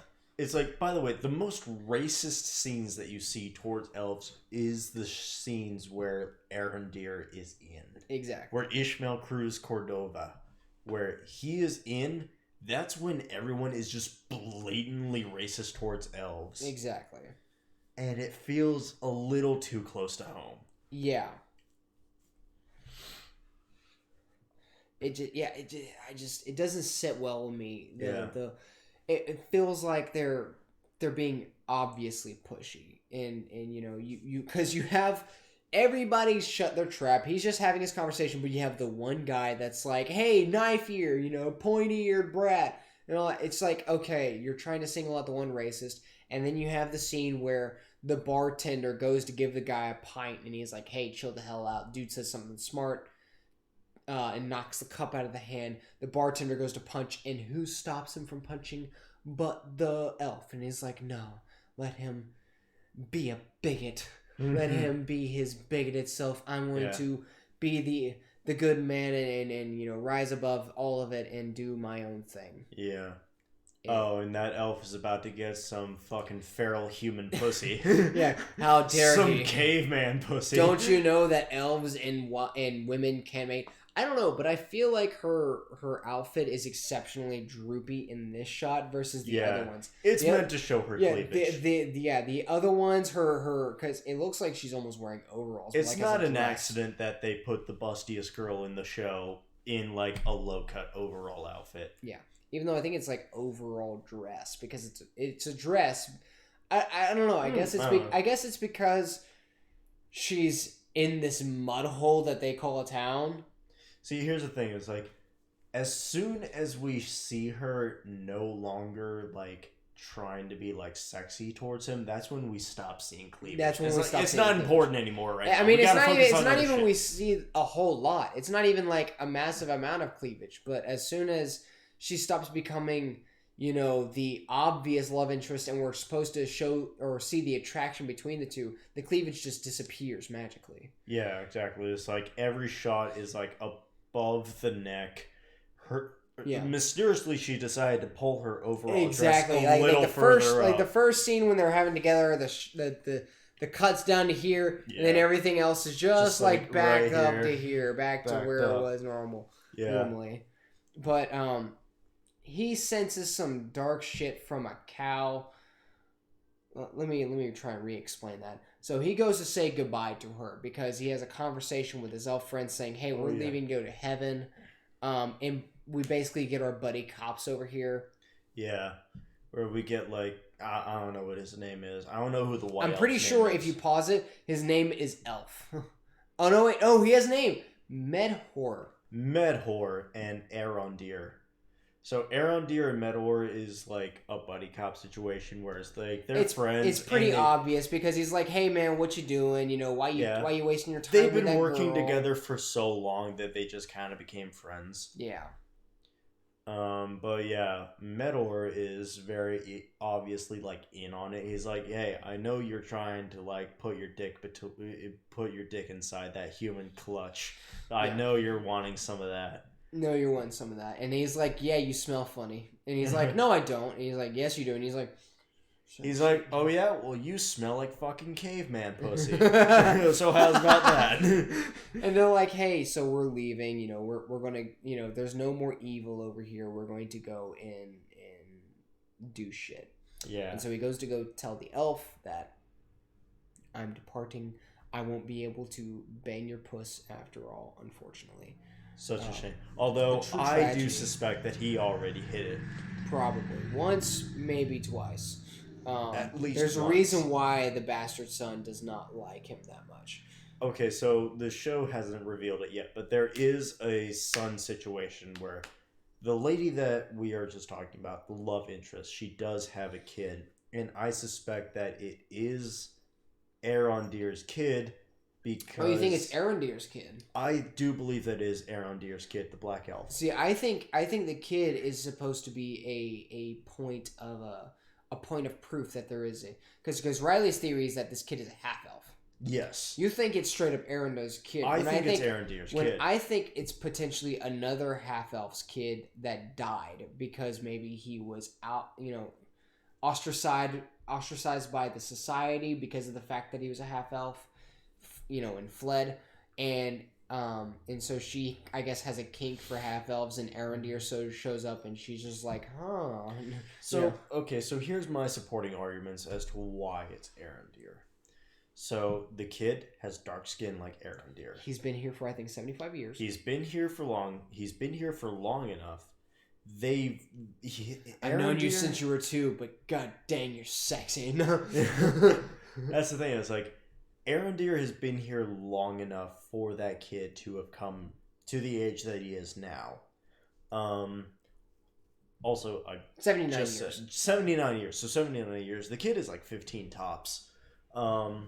He's dark skinned, just like Arondir is, and he wears his hair to cover his ears, and I think that's purposeful, so to hide his like pointy ears, which makes sense. Also, it's like his like dick friend who was like the racist kid from the bar scene. Yeah. There's a scene where they're at a barn or something, and they a barn connected to her house, I guess. I don't know, and they like rob a dude. Anyway, that same fucking asshole racist bitch is there, and he's like, "Oh yeah, I hear you're fucking that elf, that dark elf. Like he like spread open your mom's walls." And the kid was. And he's like, "That's just rumor." And he's like, "That's just a rumor. Fuck you, kid." It was like, "Why do you have the same skin color as him? Why did your dad leave?" And the kid and like the racist kid, he's just like, "Yeah." I was like, "Why the fuck did your dad leave suddenly?" And it's like, "My dad didn't leave. He didn't run away." It's like, "Oh yeah, why do you have the same?" Where the fuck else would he be? Where did your dad go? Why you have the same like fucking skin color as the dark elf? Like, well, what's up with that? Gosh, right, they're gonna call you racist. Obviously, he's like a dark khaki. Yeah, a dark khaki. Okay, he's not a dark elf. He is just a regular elf. He's a half breed. Actually, okay, you might have a point there. Maybe Arondir himself is a half elf. Gasp. Maybe Arondir is a half elf, and also maybe that lady's kid is a half elf. Who knows? And it's Arondir's son. But anyway, to the more pressing matters. Oh yeah. A guy shows up because she's basically a medic. She's an herbalist and she has supplies that can heal creatures. Mm-hmm. And this guy shows up with a cow and he's like, "Hey, my cow's not feeling well. Could you like take a look at it?" And the half elf or the elf, Arondir, whatever. He's like, "I'll take a look at it. I have no medical experience, but I have a funny feeling about this one." He goes to like milk the cow, and it's like black tar heroin pours over his hand. Yeah. And he's like, that's not milk. It's like, strange. Usually this stuff is white. It must be a diverse cow. I bet you make fun of this one too, don't you? Ceaselessly. So, he's like, "This, where'd you get this cow?" And he's like, "Oh, not too far away, a couple fucking days trip this way, right?" And the elf dude is like, "I know I'm about to leave, but I need to track this down and see what the issue is, and I need to find the source of this problem." And she goes, "Yeah, I'll go with you." It's like, why? Why are you going with him? What purpose do you serve? You're just going to leave your son alone, and you're just going to go off to what is obviously... Oh, by the way, it's a day's journey, 24 hours. And not only that, but you know what's the kicker? Mm-hmm. When he finds the thing that he finds later on, which we'll get to, she goes back. Yeah. She runs She serves no purpose. She's there just to be there. Oh, by the way, this is the scene that we were talking about. Yeah. The racist scene with the racist kid. We got the racist scene, which has the white coat, so fresh. So beautiful.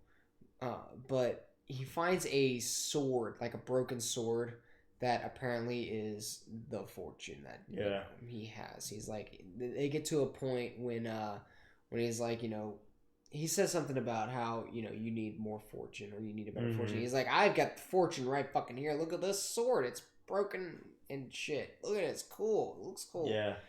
And it has a weird aura around it, I guess. But, yeah, what I don't understand is with that chick, it's like they go off to do whatever and she totally ditches her son, and her son immediately gets into trouble by opening or showing off this sword, Yeah. And the bully of a kid is like, oh, fucking neat, dude. So I heard that elf is rearranging your mom's guts. Or that elf's like, 11 soft. Like, hot damn, you might want to check on your mom after a while. Like, hot damn. And so, yeah, they have a conversation, put it back. Not much happens. They just kind of look at it and get weird vibes. It just has the same signal that. Oh yeah, that's Sauron, right. It has the Sauron signal. It has a Sauron sigil, which is neat. Still doesn't prove anything, by the way. Oh, by the way, okay, so it's like it's been like 15 minutes since we've seen Galadriel, if not 20. It feels like it's been fucking ages because nothing really happens in the show. It feels like it's been an eternity since we've seen Galadriel, and she's just on a boat. Yeah, she's on a boat sailing towards the west. And by the way, in the next shot that we see her, she's further back because she's further up front. Mm-hmm. I guess it's for the shot, but because you have the boat, you have pairs of two lined up in the boat. Apparently, everything with elves has to be a ceremony. They're all in their full plated armor, just standing with their swords on a boat. It's like, take a break. I was like, are you guys always on? There's nowhere to sit on this ship. Yeah. They're just like standing straight up on what I can only imagine is weeks travel. Like freaking Marine vets, Yeah. standing there. And so they have them in pairs. But as you get towards the front of the boat, she's like up yonder over here for the camera to zoom in on her. And it's like, aren't you supposed to be with the rest of the party? With the rest of the group, because you're kind of breaking formation. We cut back to her later on. She's in the formation again. It's like, why didn't you just keep her there? Yeah, so it's like everything in elf culture, like every single step and word that they speak is like some poem or ceremony or ritual. They're It's so like, pompous. they're always on air. They never have like a break where they're just like they just talk and act like normal people. Yeah, they're always supposed to be highfalutin and whatnot. It's Yeah. just it's insufferable. It's ugh.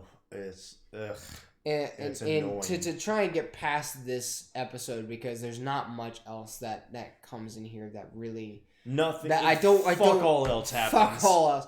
Well, what happens? One of the big things is she sailed out for God knows how long. If anything, a whole day's journey, right? Mm-hmm. She gets to the potential bridge that leads into heaven. Oh shit, right? Yeah. It's about to happen. And they're all like, Galadriel, take my hand. And I looked at Riley before any of this happened. I said, Riley, they're out in the middle of the ocean. She's going to jump ship and swim back to shore. Yes. And Riley was like, there's no fucking way she's that thick-headed to think that she can just swim back to shore perfectly fine. Mm-hmm. And they're like, Galadriel, take my hand. And there's nowhere to go. No. And she seems resistant because she remembers what her brother said in the beginning when it was the boat metaphor. Something about like, she was like, how do you tell the difference between the two light, like the light on the water from the reflection and the light in the sky? And he goes something along the lines of, you have to have touched darkness first. It's so like stupid philosophical bullshit that you could come out of a college degree with, you know what I mean? Like, and Yeah. nothing along the lines of Socrates, nothing along the lines of Freud or Jung, or with one of the lines, one of my favorites that they said, I don't think it was Jung, it was it might have been someone else, but the idea, the sentence was, the human shadow stretches all the way down to hell, which I love that line. Yeah. Because it's like the human darkness, the human mind can go down to the literal worst places imaginable. Yeah. If you can think it, humans can do it, as far as darkness goes. And it's not even that far of a push. That's a deep thought. What they produce here is not deep at all. It is it's as shallow as the river they were discussing this boat metaphor on. Yeah. And so she decides, because of what her brother said, and he has died, that she's going to take her weapon, because she was resistant at first, as soon as they're declothing. Because apparently they have to take off all their armor, the women like take off their armor and nearly take off all their clothes until they're nothing but bed sheets, and I was almost half expecting them to start sucking off the characters. Yeah. Because it was very intimate, Mm-hmm. and they go to take her weapon, and she's resistant at first, but as soon as they go to pass on, she jumps ship and swims back to shore. And then we also have scenes of your the black elf Alndor, whatever, Arongir? Arondir. Arondir. They see the village that they were heading towards, that the cow came from. It was destroyed. They're like, oh shit, something happened here.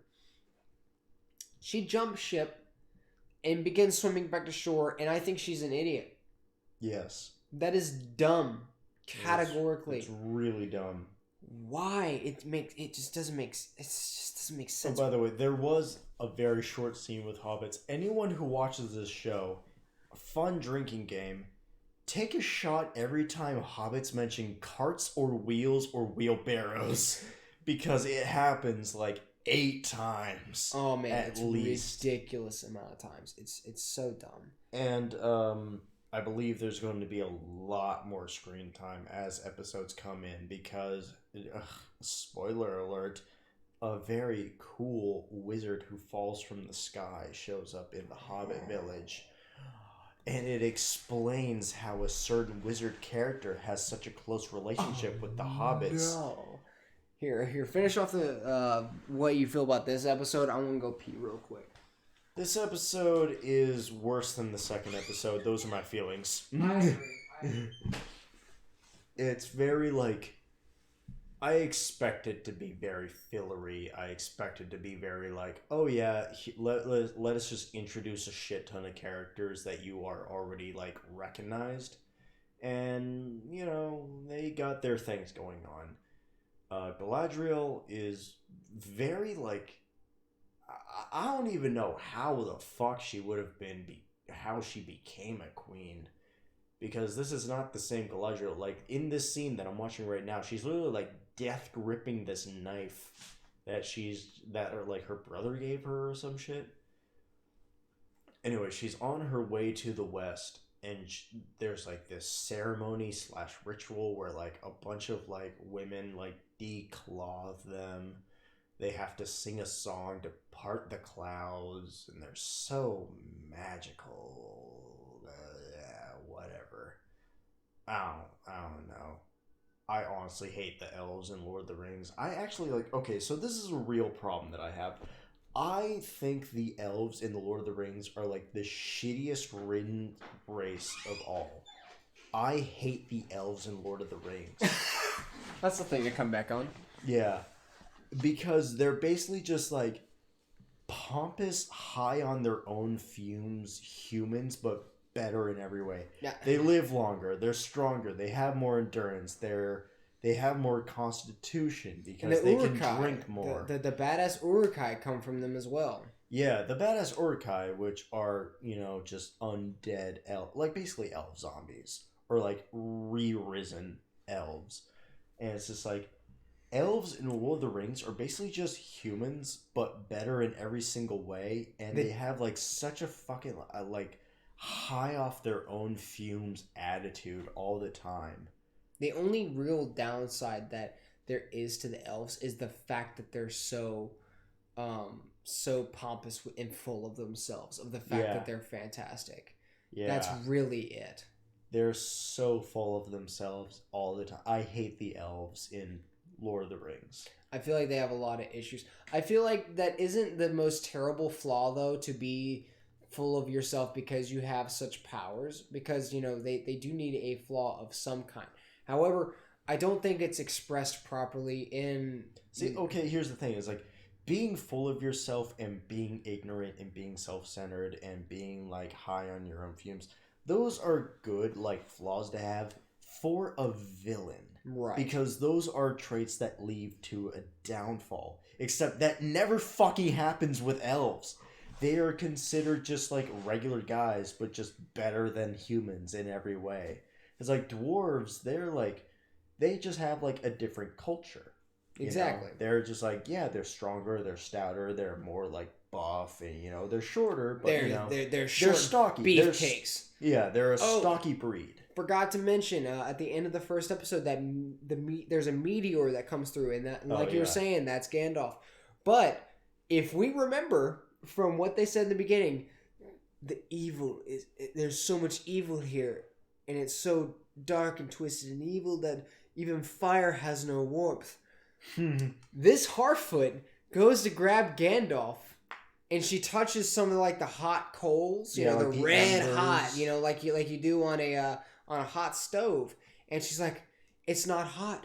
So if we take anything from the show, that motherfucker must be Sauron. Yeah, that is the most evil man. That is evil. That man. That is pure evil. We have confirmed Gandalf is evil. We have confirmed that Gandalf is worse than Morgoth. Yeah. Or whoever this person is. It could be Sauron. I'm pretty sure it's Gandalf. I have a good inclination. I am also very strong feelings. Like, this is Gandalf probably, because it would explain. Yeah. Although very loosely, it would explain why he has such a friendly relationship with the hobbits. Yeah. That's what they're trying. Because I don't have this issue. I have this issue with prequels because they go and they rescue him. And they do all this stuff, and then the character, her basically Sam to the Hobbit, to the Harfoot Frodo. She's basically she asks a good question. She's like, "Why are you helping this person? Why are you doing all this for this random stranger?" Which is the common question to ask in most shows.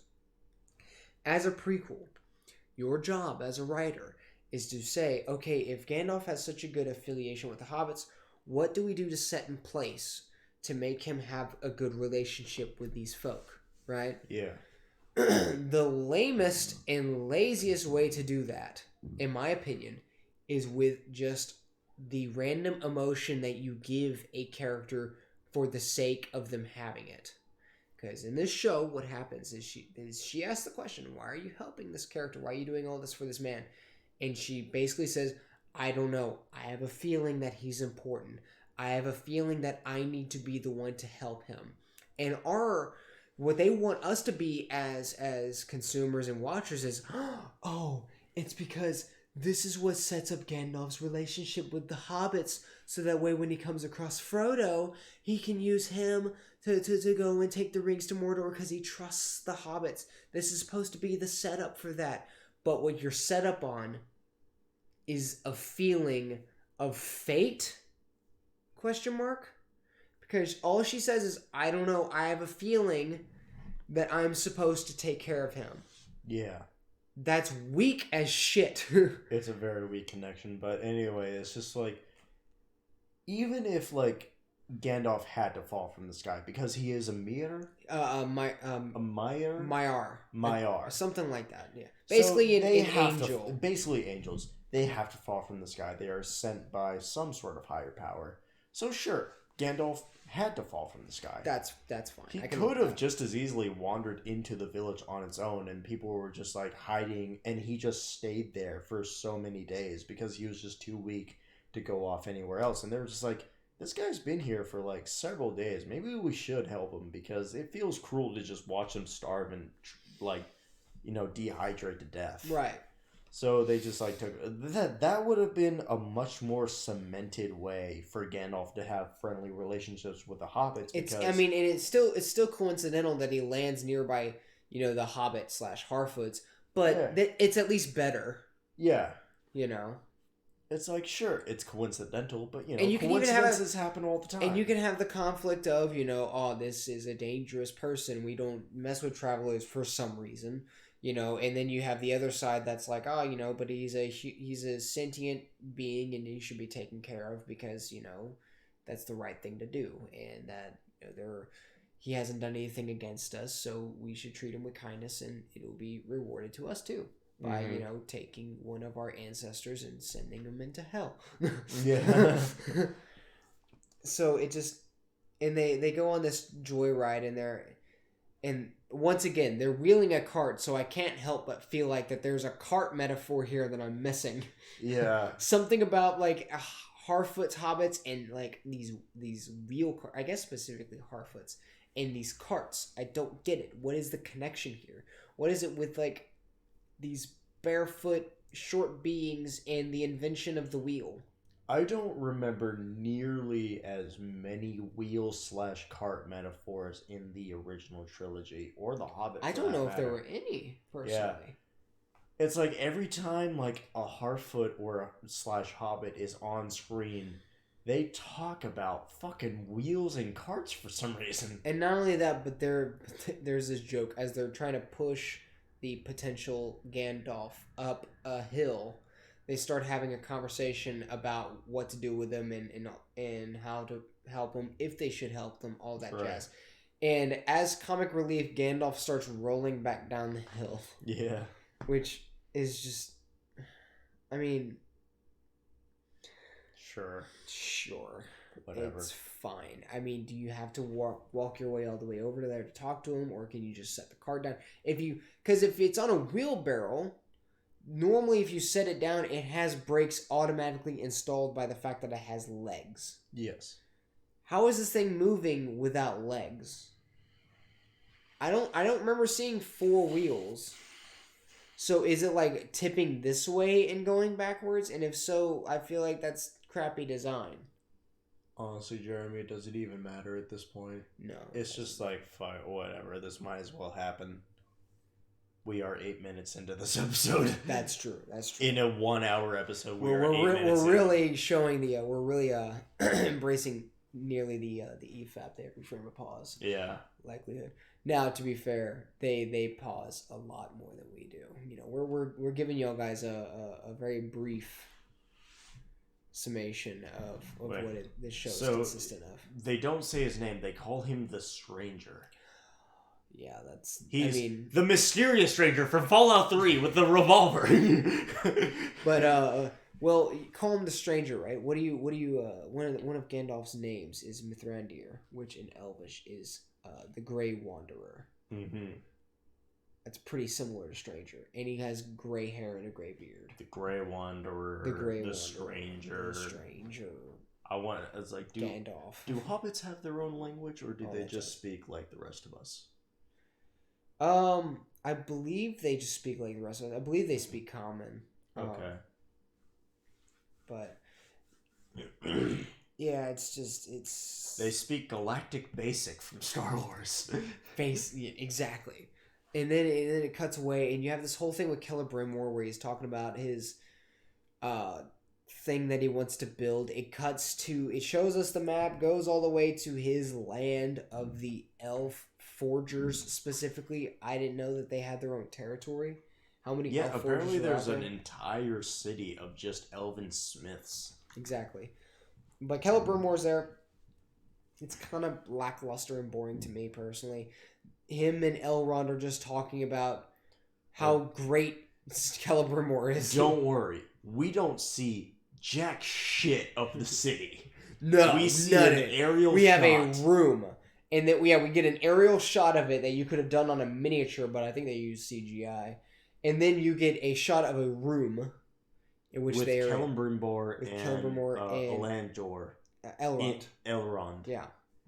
We get Celebrimbor and Elrond in the room, and Celebrimbor is just like, I'm going to build this big ass tower with a forge in it, and I'm going to build the rings. And it's like, nice, man. Sweet. Glad we connected those dots. Glad we know where this plot is moving, at least in one aspect. You know what is a thought that I hadn't considered earlier?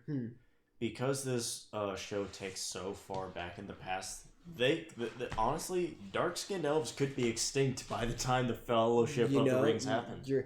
Maybe with the last, what was it? The last army, they just all got wiped out. They put them on the front lines to be exterminated. Yeah, they were just like, honestly, we just don't really like them, and we should get rid of them by putting them in the front lines.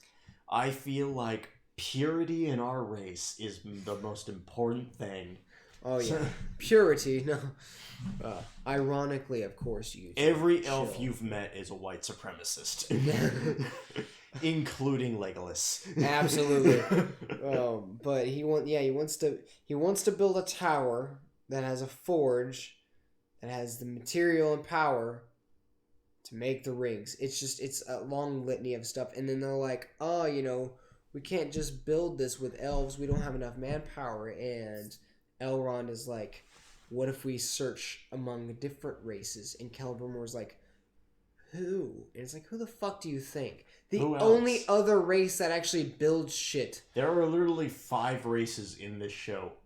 Humans, elves, hobbits, dwarves, and orcs. Basically. And, Maiar, but there's like 2 examples and like of yeah, this. and like the occasional random race, basically. Yeah. The miscellaneous. Yeah, there it is, a CGI shot of Yeah. this city of elven smiths. Eregion? Eregion? Eregion? Which I'm pretty sure is an actual area in We get a sick shot of Celebrimor's hammer that he used to forge the elven rings, the rings of power anyway. Yeah. Which is neat. Yeah, it's really a money shot, basically. Mm-hmm. It's like, hey, remember this thing from the game? Did you play Shadow of Mordor? Here's the hammer. Exactly. But Elrond decides to go with the dwarves. Yeah. And talk to the dwarves. The dwarves say no. Just flat out at first.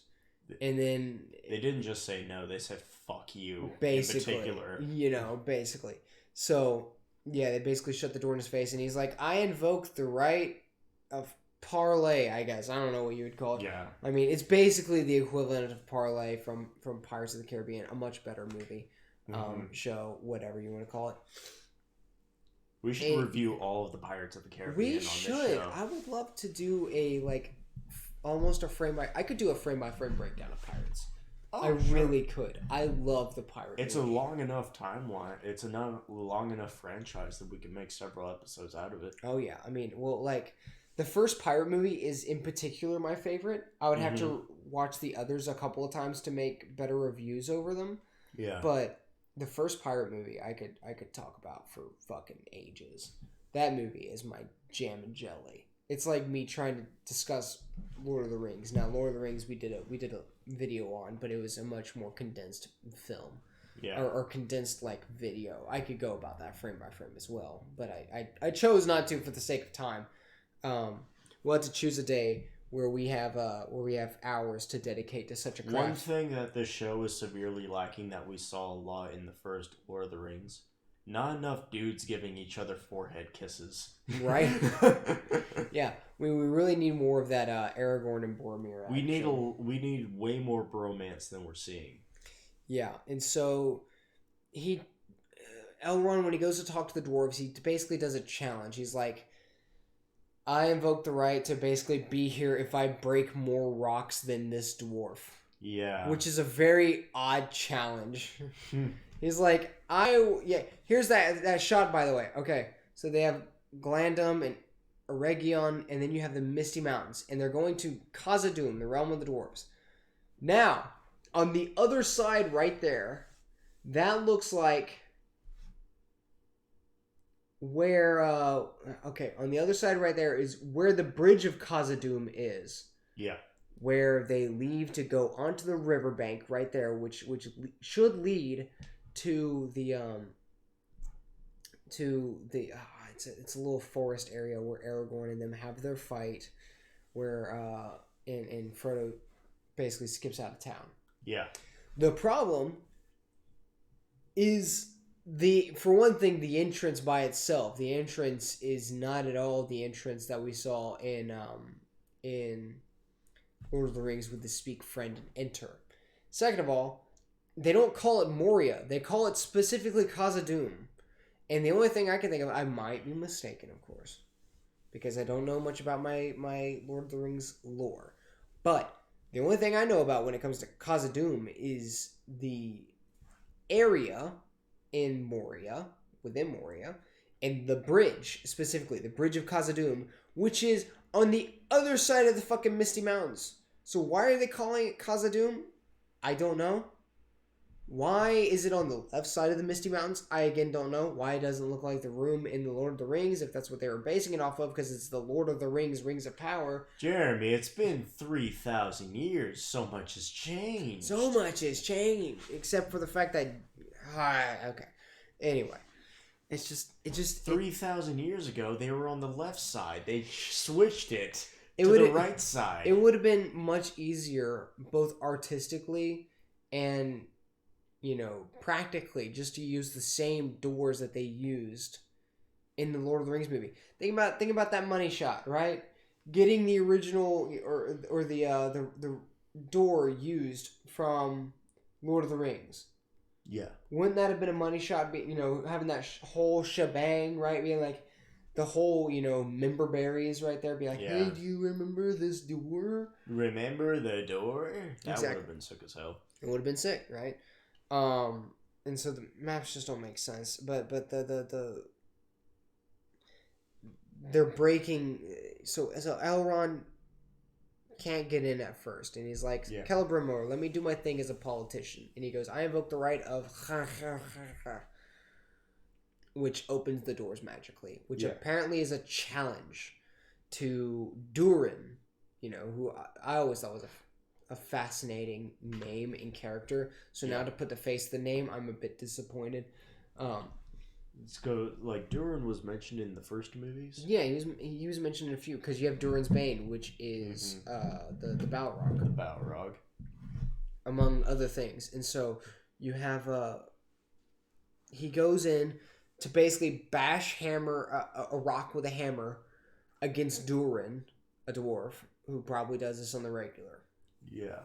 Needless to say, kind of fails. Yeah. He sucks at it, and because me personally, I've swung an axe, chopped down trees before, skipped my hand recently because I was doing it with the same arm repetitively. That's a pain in the ass, by the way. Yeah. Swinging a hammer or an axe for honestly, longer than like 3 minutes is a fucking workout. It's not fun. And it bugged the hell out of me. So they do that. He gets in. They end up having a conversation after Elrond fails. He's like, will you at least walk me out to the door? And obviously that was a ploy so he could talk to Durin more. Talks to Durin more. Goes to see Durin's wife and kids, which that was the reason why Durin was mad at him. Yeah. Was because he didn't come to the wedding or to see his kids and whatnot. Which, honestly, I guess kind of makes sense. But then he goes to, he sees the wife. And that's where we have another thing. You have, again, an African-American dwarf wife. Which, if you're in the mines of Moria, why do you need melanin? Again, even so, like the show in the first couple of episodes, they added a black character to each race within Lord of the Rings. Just wait for it. If it didn't already happen, there's going to be a black orc. Probably, which it sounds like an oxymoron. Think about it, but I mean they have a white orc. You've seen that in the we saw Return it. of the King with that guy. Mm-hmm. With the disfigured arm and whatnot. But it just, and not only that, but they make her out to be fairly pretty, and at least facially. And so what I also don't understand is if you remember Gimli's story that he tells in Two Towers about how the women had beards and they were almost indistinguishable from men, that people began to think that dwarves just the kids just crawled out of the ground. Why doesn't she have a beard? Because she needs to be attractive. I guess. Even though she's, I don't know. The point is, women can't have beards, Jeremy. Even though we live in this genderless woke age, yes, women can never in their fucking lives have a beard, or else they will be stoned. Yes, absolutely true. We also get a scene of. It was funny because we were watching Gandalf. They had a little scene with a Harfoot where she was giving him food, and he goes over to try and write something, and he grabs a stick, and Riley was like, "Oh my god, it's Gandalf's staff! It's his first staff. It's his first staff. He's going to do some wizard shit." We had that, and then when Durin and Elrond are talking, he gives this line where he says, a dog may bark at the moon, but can't bring it down. It's like everything has to be a fucking poem. What does that even mean? I have no clue. It's just nonsense. They're trying to sound smarter than they actually are. Another reason why it doesn't even apply to the situation. And another reason why I think it's Khazad-dûm is because they show him walking on a very thin bridge, which is similar to the Lord of the Rings when they're on the bridge of Khazad-dûm. Well, yeah, because like this is Khazad-dûm. They have that long bridge in the first Lord of the Rings movie where Gandalf fights the Balrog. Yeah, they have that like battle on the bridge. Blah blah blah. exactly. What did I put here? Sorry, I'm trying to read some of the stuff.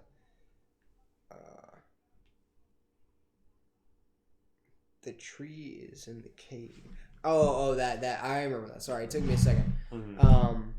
When they're having this conversation, because he talks to Durin after Durin wins and is escorting him out, and he goes into he convinces him, let him see his family to say his apologies, and of course the family lets him stay for dinner. But when he goes into Durin's house, he sees one of the elf trees, which apparently has a very hard time growing underground. Yes. And it's flourishing and pretty, and his wife talks about how Durin has been spends every day making sure that this tree is blooming and is doing perfectly well.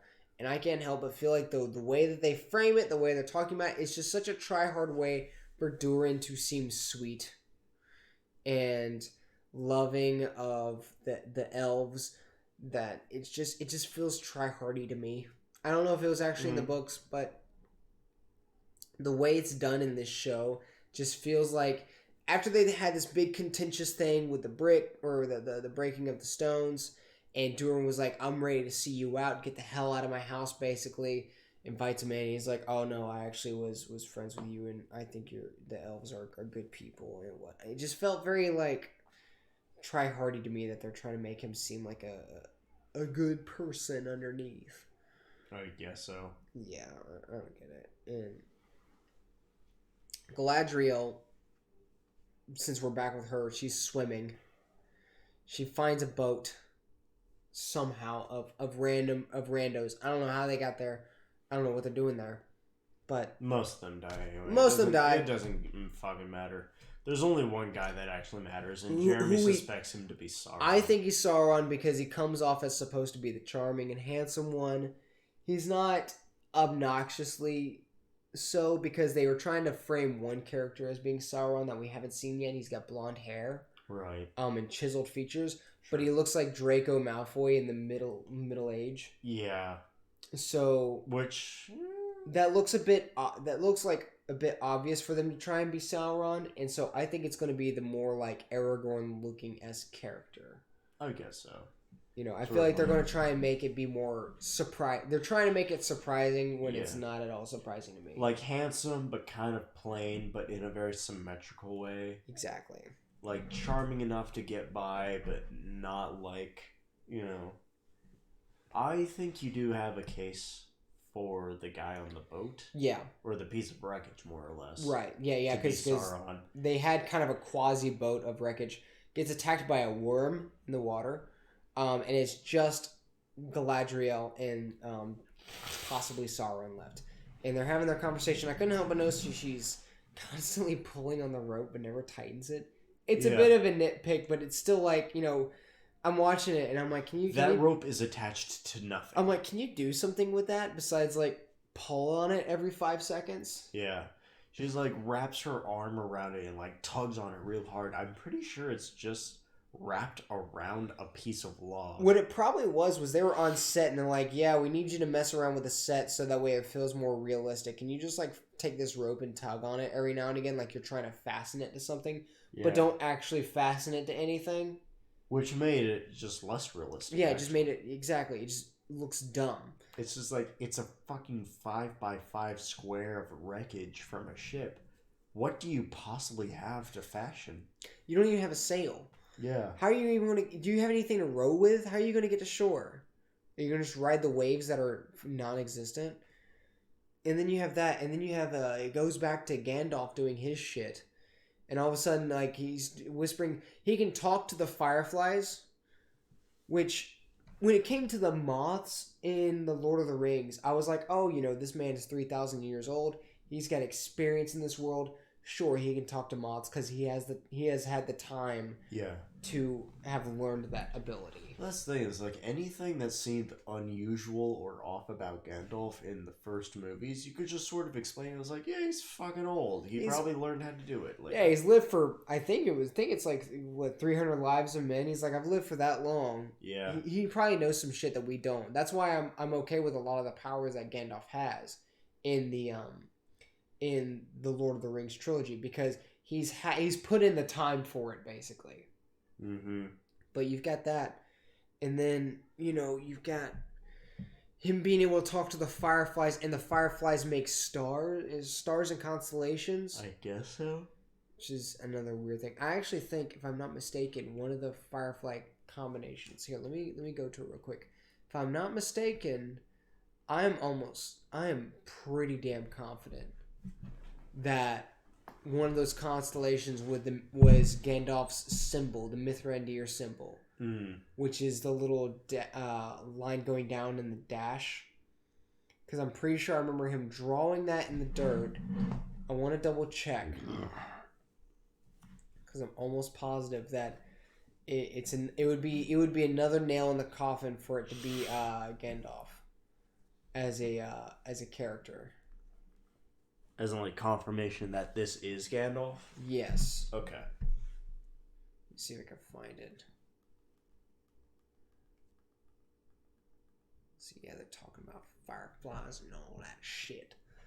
I want to see if I can find it. But, because I know the constellations made shapes in the sky, and I was curious to see if one of them was that Mithrandir symbol. Yeah, some of the fireflies are dying out. Oh my god, it's so sad. Why? She's crying. Why are you crying? She literally shed one tear over that firefly. She's like, that's the saddest fucking thing I've ever seen in my life. It's so tragic. A single firefly died. What am I going to do? I don't understand. And so that basically kind of wraps up the second episode. We have 4 plot points going on. We have Nori with Gandalf, the Harfoots. We have Galadriel and potential Sauron.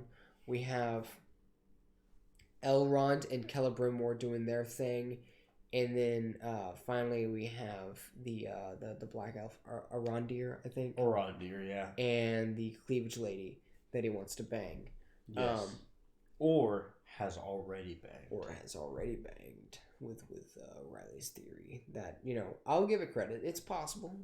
I wouldn't put. I just need to see this kid's ears. That's all I'm asking. That's fair. But I think it is purposeful that he wears his hair to cover his ears. I agree. But from what we've seen of this show so far, it is, in comparison to the Lord of the Rings trilogy that came out 20 years ago. Yeah. It is basic and boring as hell. Okay. I think that's more of a K than the F that I was expecting.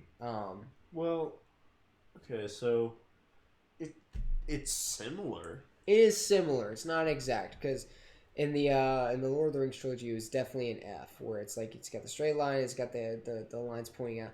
This is more of a K, where it's a straight line, and then it has kind of a V connecting in the middle. Every kiss begins with K. That's the actual organization that he comes from. He comes from K. He comes from the K, the jewelry company. Wow. Every kiss begins with K, and then he just dies and becomes Gandalf the White. But yeah, so we'll probably keep reviewing this show as the episodes come out. However, as a starter, it's abysmal. I think very weak. That's the thing. It's like Lord of the Rings, the first movie has so much in it from the get go, and it had we watched 2 hours of this, right? In Lord of the Rings, let's see how many plot points you have. Yeah, I mean you have mainly Frodo I mean, towards the end, what do you got? You got Frodo and Sam, and then you have the Aragorn, Gimli, and Legolas. So you have 2 plot points that you're trying to thread together, right? Yeah. Oh, and you have Merry and Pippin, so that's 3. Sure. So you have 3 plot points that you have threaded together. Not as many as this show. This show has 4. But still, the trilogy of those movies was able to piece them all together to where they were each effective in their own way. And I think it's a very well done story. This feels confusing. I don't understand where all the pieces are going to come together and how, and it feels disconnected from everything else. See, that's the thing. It's like we have 4 different plot points. We have Arondir, whose plot point is entirely fucking pointless. He has no actual addition to the show. He's just there. Following clues, basically. He's just there, and that's his whole thing, is that he is there. He's there. He found a tunnel that had a monster, and so far nothing. Yeah, he found a tunnel. Like, the second biggest thing he ever did was find a tunnel. The first biggest thing he did was shack up with that lady with the big tits. Right. That was his most significant thing. Another plot point is Gandalf, but, you know, he's doing his, like, stars thing. I think he's going to become more important later. Probably, although I'm not counting on that. Galadriel, she's got, like, her fucking, like, war thing. She's equally insignificant because nothing has come of it. Right. Like, no developments have been made. The only thing that has any actual substance or, like, I guess, like, pathway into, like, a bigger plot point is fucking, like, Arondir. Where he's like, yeah, I'm chilling with Celebrimbor. He is the guy who's going to make the tower, to forge the rings, and that will drive a huge plot. Yeah, because that's because now reading the Lord of the Rings, you have that plot point. You're like, okay, I know that Celebrimbor is going to make the rings, and then Elrond is helping him facilitate that ability. Yeah, you have that's following basically the main plot of the Lord of the Rings trilogy. You know, when he makes all the rings for everybody, basically. Yeah. So that's the main plot. Galadriel's plot point fabricated. Arondir's plot point fabricated. Gandalf's plot point, pretty sure that's fabricated too. All of this is so thin. Yeah. It's nothing. It's just stuff that they've made to try and interweave into a story that was better This written. could have been a 20-minute episode. The amount of information that they covered in this was lackluster. Yeah. It didn't deserve an hour of my time, and it doesn't deserve an hour of your time personally. Yeah. We're watching this show so that you don't have to. So we can make money off of it one day. Yeah. So that we can get 50 views on whatever website this episode gets uploaded to. Absolutely. Damn straight. And maybe get some subs. But anyway, I'd say, yeah, this show's kind of bad. Don't watch it. Wouldn't recommend it. Don't give it your money. Don't give it your time. If you already have an Amazon Prime account, if you haven't already, go watch Invincible, because that's a worthwhile show to watch. That or Reacher. Reacher's also a good show. Reacher is also good. We don't want you walking away with a lot of, sad faces. We want y'all guys to walk away pretty entertained. So yeah. The Rings of Power, not a good show. Reacher is good, and Invincible is also a good show. Also a good show. Go watch those 2 shows. Absolutely. We will support those. Those are good shows to watch. And if you are in the same business as us, go make reaction videos to those shows. Absolutely. those shows, I think Invincible in particular deserves reaction cuts of, because that movie or show is good. That show is good. And a lot happens in that show, and the plot develops very quickly in that show. Indeed. But I have nothing else to say about the show other than that. If more stuff comes out that we have something to say, we'll talk about it. Believe me. I didn't even get to She-Hulk that I was wanting to talk about today. Well, hopefully the relevance that we're chasing makes our channel popular enough that we just become our own brand. Which we will probably end up doing regardless. I would love for our channel just to become its own brand recognition, so people will just watch whatever the fuck we put out anyway. That's the goal. We just want to PewDiePie this shit. Yeah.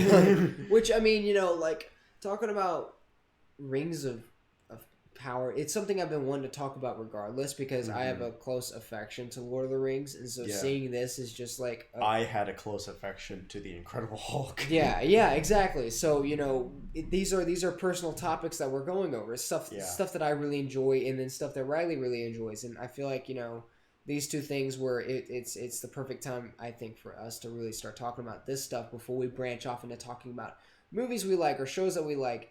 I think this is us trying to iron out and talk about the stuff that getting content out there before we really start to perfect everything, because I want, when Riley gets a PC, I want to have it set up to where we're on either Discord or StreamYard, and then we can do things through via webcams that way, and talk that way. Riley doesn't have to come over every Friday. He can just chill on his computer and we can play games and talk about shit. Because I feel like it's easier when me and Riley can look at each other and communicate versus having us sitting side by side. Because I love looking at you in the camera video. Whenever I speak, I automatically try to look at you. It's so much better that way. And so, this is just it's a start. We're trying to start out, and I think it's a lot of fun.